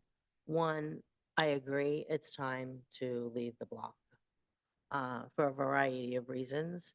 Um, I've taught under both, so um, I really feel that writing skills need to be taught all year long. I taught AP classes, and when you only had AP in the spring, you kind of ran out of time, and it was because the test is like the first week in May. And then when you taught the AP in the fall, you finished, January sometime, when the semester ended, and then they didn't get the tests until May. So either way, you were in a deficit kind of situation, um, among a variety of other reasons. But I also want to, having been here when that process happened, I don't care what anybody else says. It happened because of economics. It didn't happen because it was the best educational plan. That was what we were exploding with students coming in, and we taught in the secondary. We taught 5 classes under traditional scheduling, and by going to block, it made teachers teach 6. It also, instead of having to have supplies, books, et cetera, available for 100%, that you're only having your kids half the time, we were ordering supplies and books for 65%. So, from my perspective, it was an economic move. And everyone in the area went the same way, if you remember. And they did that because they were booming too, you know? And now everyone in the area is no longer in block. We are the only school district in block. And when we moved to block and we had so many students coming in from New York, New Jersey, who they weren't in block. So then we were getting students coming into our classes who like missed half the year, and yet we still had to grade them. And that was the end. Like they may have only had a quarter of English, and yet, they got a grade and ended. So there's a lot of reasons. So I personally am definitely for no more block. Now, moving to the second part of that, do we go back to a traditional 42, 43-minute schedule? Or do we go to, the 6 1 hour? There are pros and cons to both of those for sure. Um, and I'm not yet certain myself which way I would want to go because I have questions that are like specific to, for example, if we go to the 6 period one, um, and correct me if I'm wrong because I'm doing it off the top of my head, but it was like 24 credits. But then we were saying they only would have to do 22, like in order to graduate, Correct. because we always leave, and that to me is low. Okay. And that would be, and I'm pretty sure that would be the lowest in the area. I would be okay if it was 23 credits. And I understand that only really leaves one course for students to fail without then having to go to summer school, but I'm okay with kids going to summer school. So, you know what I mean? So that's part of it. So I did match Pocono Mountain. They were 22 of 24. Were they? Yeah. But, I think it should be, a little more rigorous. So that's one part of it. The other part of it is, and this is from a contractual perspective with the association, when we were in the traditional schedule, we taught 5, but we also had a duty, 2 preps, et cetera, et cetera. And I know there are certain things in the contract now, like we don't have CAF duty anymore. Like I was always on CAF duty, and which was a whole period, it wasn't just so those kinds of things. I don't know how that would play into it. And that would And- take negotiation with Right, with of us course, and I the get that. association. And then now sitting on a board that we have a deficit, if what was true 20 years ago when we moved from traditional to block was for the economic purpose of saving money, if we go from where we are block, to traditional, but only have teachers teach 5, then we are obviously increasing budgetary because we would have to actually hire more teachers. See what I'm saying? And we're, So if it were the 60-minute, teachers would teach 5 of 6. right, So in terms of overall efficiency, Right. there is an increase in overall scheduling efficiency with teachers teaching 5 of the 6 periods a day. Correct. So that would increase on a 42, 43-minute. You could teach 6 and provide the appropriate planning time because we have survived as a district without teachers doing CAF duty. We've since hired CAF monitors and hall monitors. So the duties wouldn't be enough. So teachers could teach 6 of 9, have 2 planning periods and a lunch, and there would be the 9-period day. So there is a level of efficiency that we could have.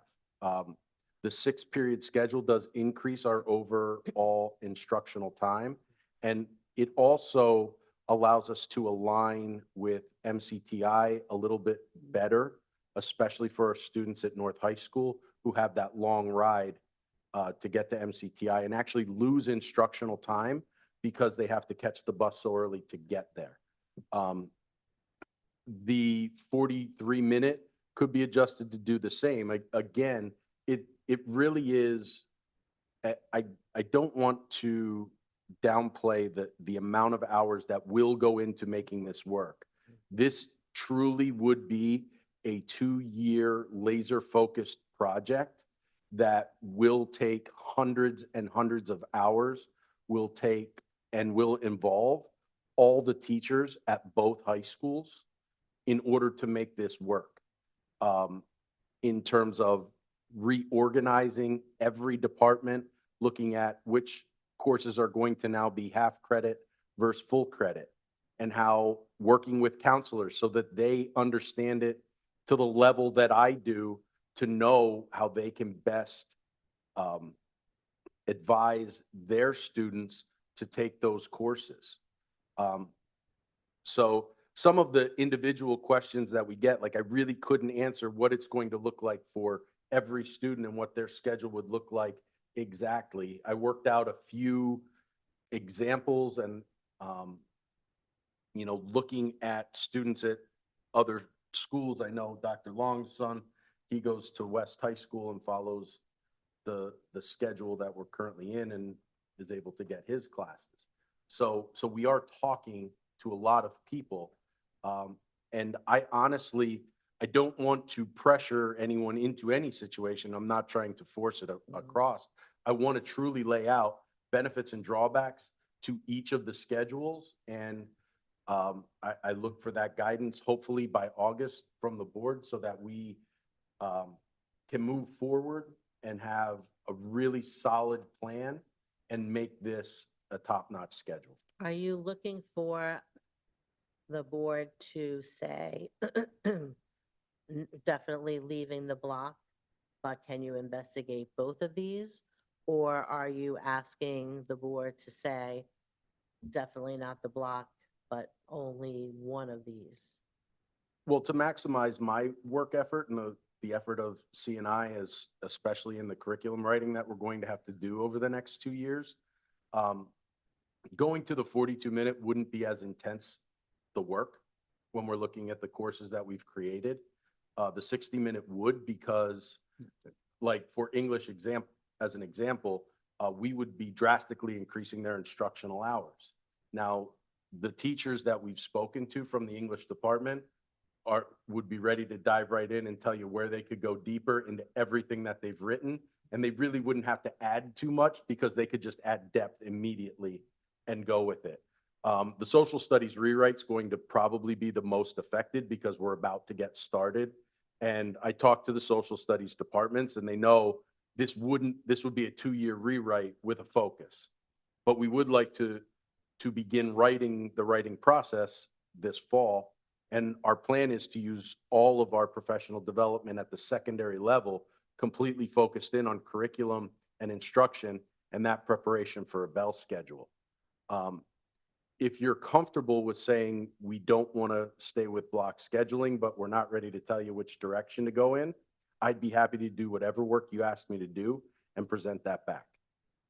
If you, doing all this work on curriculum and so on, and everything is pretty much laid out in, this is the number of days for this unit and so on and so forth. When you, if you do a proposed 60-minute, like you had mentioned, we can draw more out.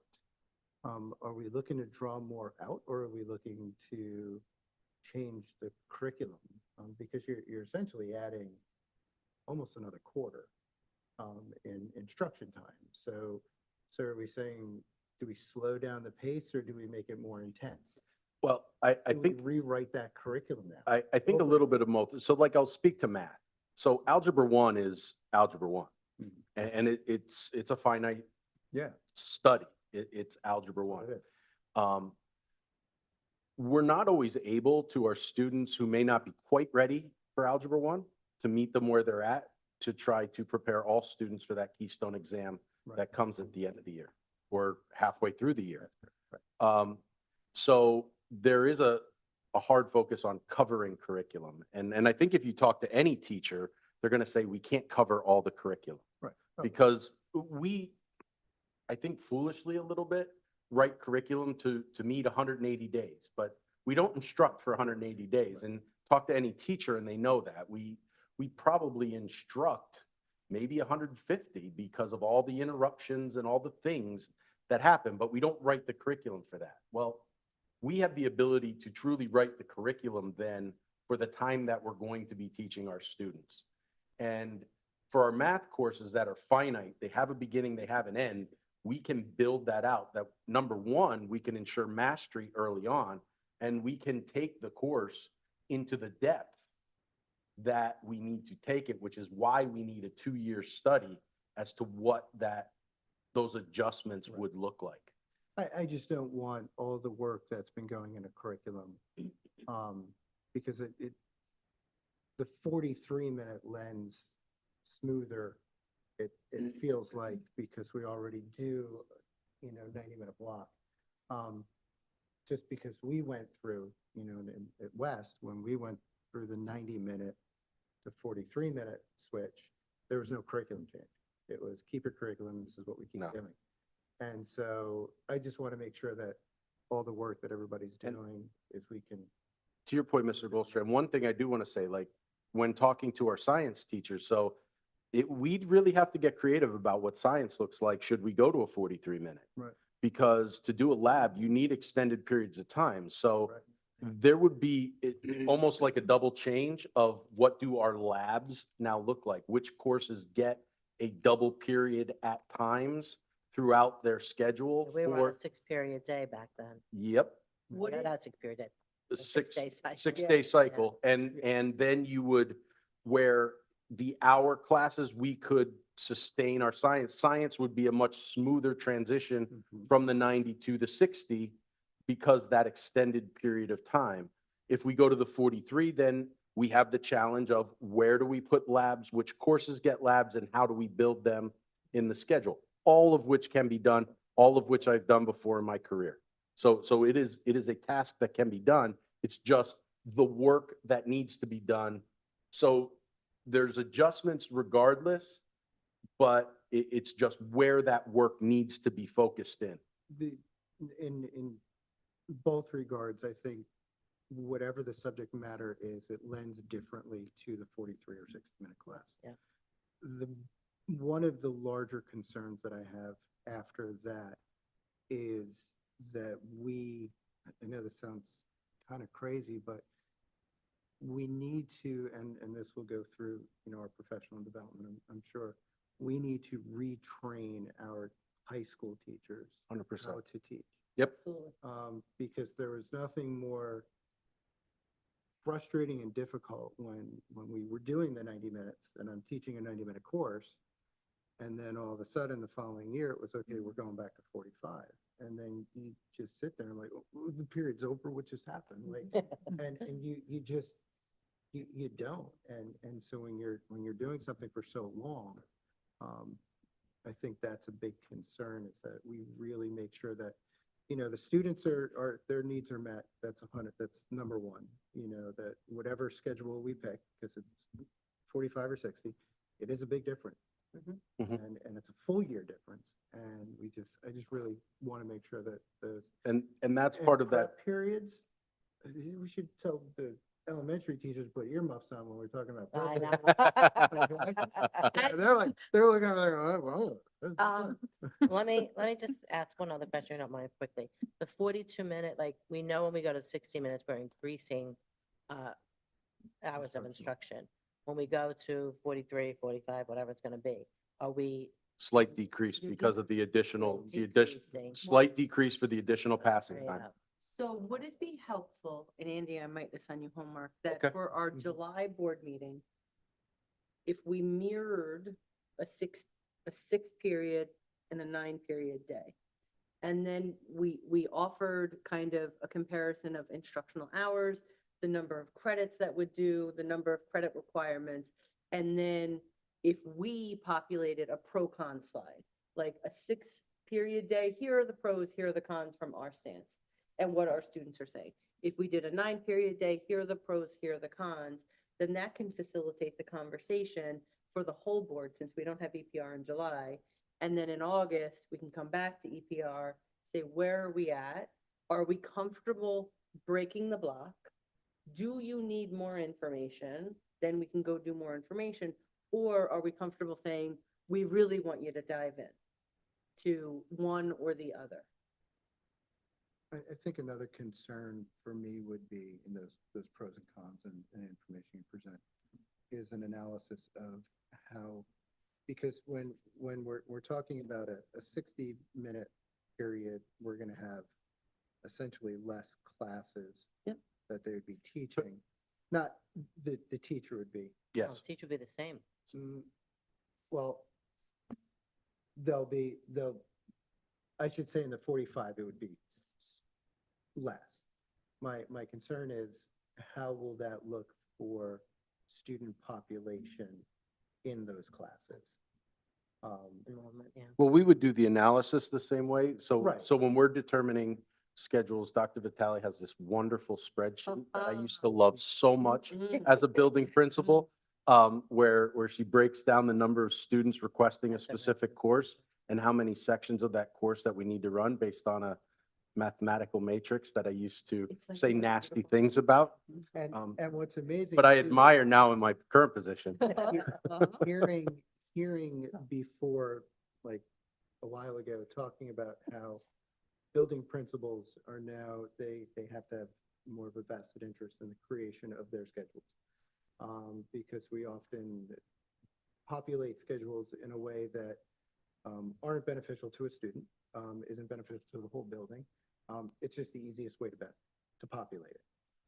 And so putting them and giving them that understanding, that baseline to know how to do this, because if and when it does change to whatever we go with, they need to understand how to balance that entire schedule across the board. Well, and Mr. Goldstrand, they were one of the first groups that I spoke to before I brought it to you, because I genuinely wanted to hear their perspectives before I would bring it to you. Right. And what I can say, as someone who is helping them with scheduling, and Ms. Pullmounter may be able to help with this as well, but in the current schedule system, it is very difficult to balance sections. So we look at the matrix that I mentioned before, and that matrix may say that we need to run 2 sections of a class in the current block schedule. But because we need to offer that course in both the first semester and the second semester, and we need to offer it both morning and afternoon to meet the needs of our MCTI students, we're now running 4 sections of that class. Right. And based on where students' schedules lie, we may have first semester AM may have 28 in the class, and the other 3 sections have 12. Well, So with a year-long period schedule, yeah. if there are only 2 course, 2 periods required. We can offer a morning class, an afternoon class. We can balance them and we can let it roll. Easier. It just seems to go to I'm not necessarily sold on the hour, but on the other hand, to go to a 42-minute class, knowing that that is making us decrease instructional learning time has me concerned. One of my concerns about going to a 9 period is, and Andy's talked to a lot of students about it, is right now, first of all, we're study hall heavy, which We do. hurts my heart. Because when I was here in the beginning of my career, our district invested in getting rid of study halls, which was an investment in their education. And a large percentage of our students take one, if not multiple study halls. So right now, most of our students are carrying 3 classes at a time. If we go to a 9-period day, there could be students who are suddenly carrying 8 at a time, which is a drastic transition. Now, students are resilient, they will be fine. But it is a change that we're now, or just think of our teenagers organizing for 8 different classes versus 3. Like, so there's the academic side of it, but to me, there's also like the logistical side of it of, I'm now gonna have chorus practice after school, I'm gonna have football practice, and then I'm gonna have 8 classes to prep for. And possibly multiple tests in one day. And just the coordination of that is significant to me. Now, again, they're resilient. I did it, right? Like we've done it, but I also didn't go from 3. And when you think of colleges and semesters, nobody's taking 8 classes in a semester.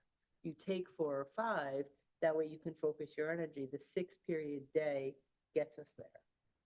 So I'm also wondering, and Andy, I don't even know, but there are some schools that do an 8-period day Yes.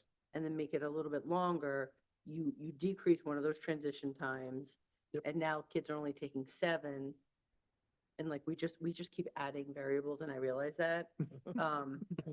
But Jason, also to get back to what you said, in our conversations with the union, we've talked about pacing, and any first-year teacher will tell you, you have no pacing. No, there- Like, the day ends, and as a self-contained first-grade classroom, you're like, what just happened? I'm not sure I did anything I intended.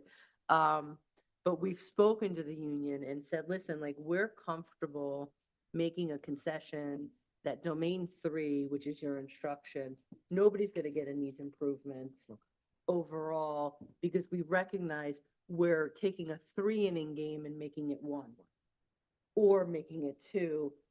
That is a drastic change in what that looks like, and we understand that, and we're willing to concede, like, we want everybody to be calm.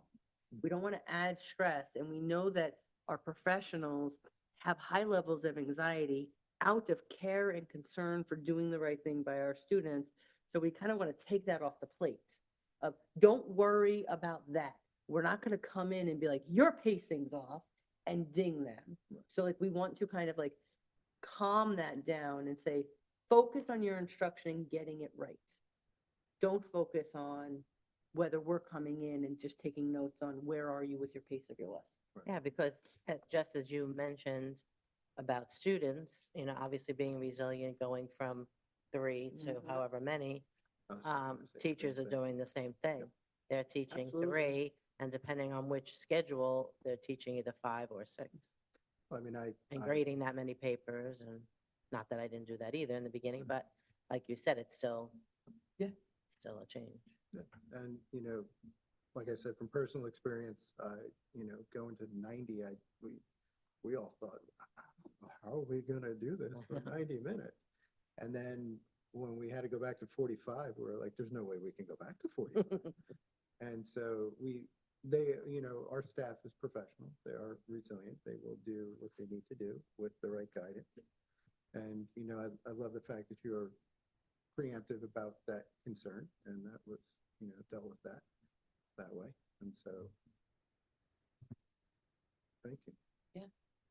So in July, we'll work up some slides with just a comparison for the whole board and kind of walk it through. And then in August, we'll bring it back to EPR to bring to the full board. And then in July, we'll say, do you have any questions? August, we'll say the same thing, like, what other information do you need to make an informed decision? Because we also don't want to make a hasty decision, right? Like, we want to do it right.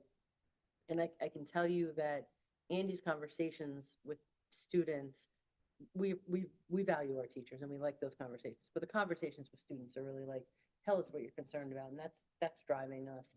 And we were very aware, because this could decrease faculty, because it is a more efficient model. So knowing the retirement incentive was coming next year for round 2, we said, let's marry our timeline together. But then it was like, hold on a second, it's not what's right for students.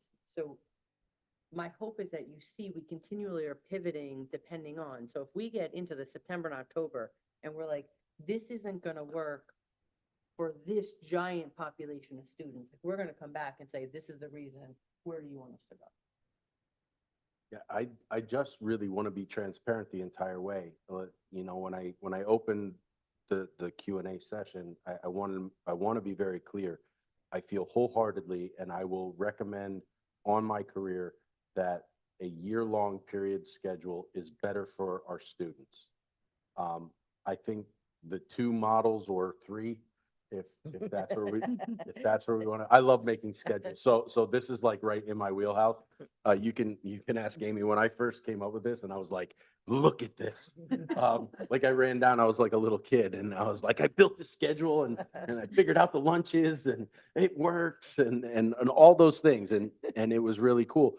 And I'll build whatever, because I want to be 100% transparent. I want to be 100% informed for everyone.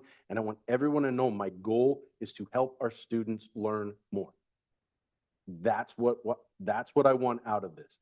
I have zero motivation other than helping our students to learn more.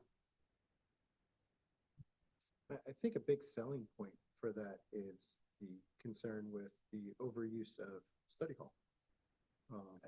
You know, I know that. And to be fair, some students take a quote unquote study hall Right.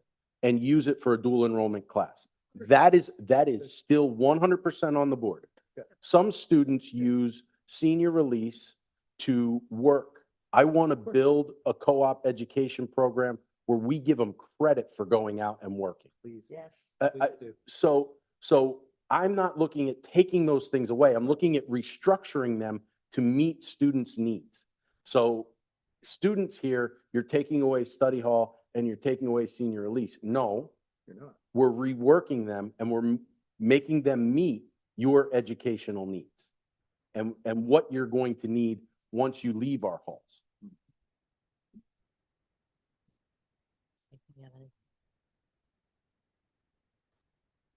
It's too much for me to process right now. I'm really honed in on what this means for kids. For Like, you, yeah. for me, if you implement this, it would be in my oldest son's senior year, but it would help my younger son who's going to NCTI. So, because I'm already freaking out. He likes to play sports, and he's leaving at 11 o'clock. That's a lot of instructional hour. And I've already told him, you're not playing soccer in the fall because you need to be in school. So, like, I can see for where a lot of parents are going to really be trying to process this. So those are some of my concerns. But I also know for my son, him having a year between math, he's getting tutored this whole time until I see what his schedule is, because I know that that's not good for him. When he leaves the classroom, it's like, luckily he's not watching. But like, that's not, he needs a year, he needs consistency. And I think the majority of our students need that talking about the kids that we have in this generation. So I'm in support of it, but just how does it work? And how is it going to roll out for those kids in their junior and senior year?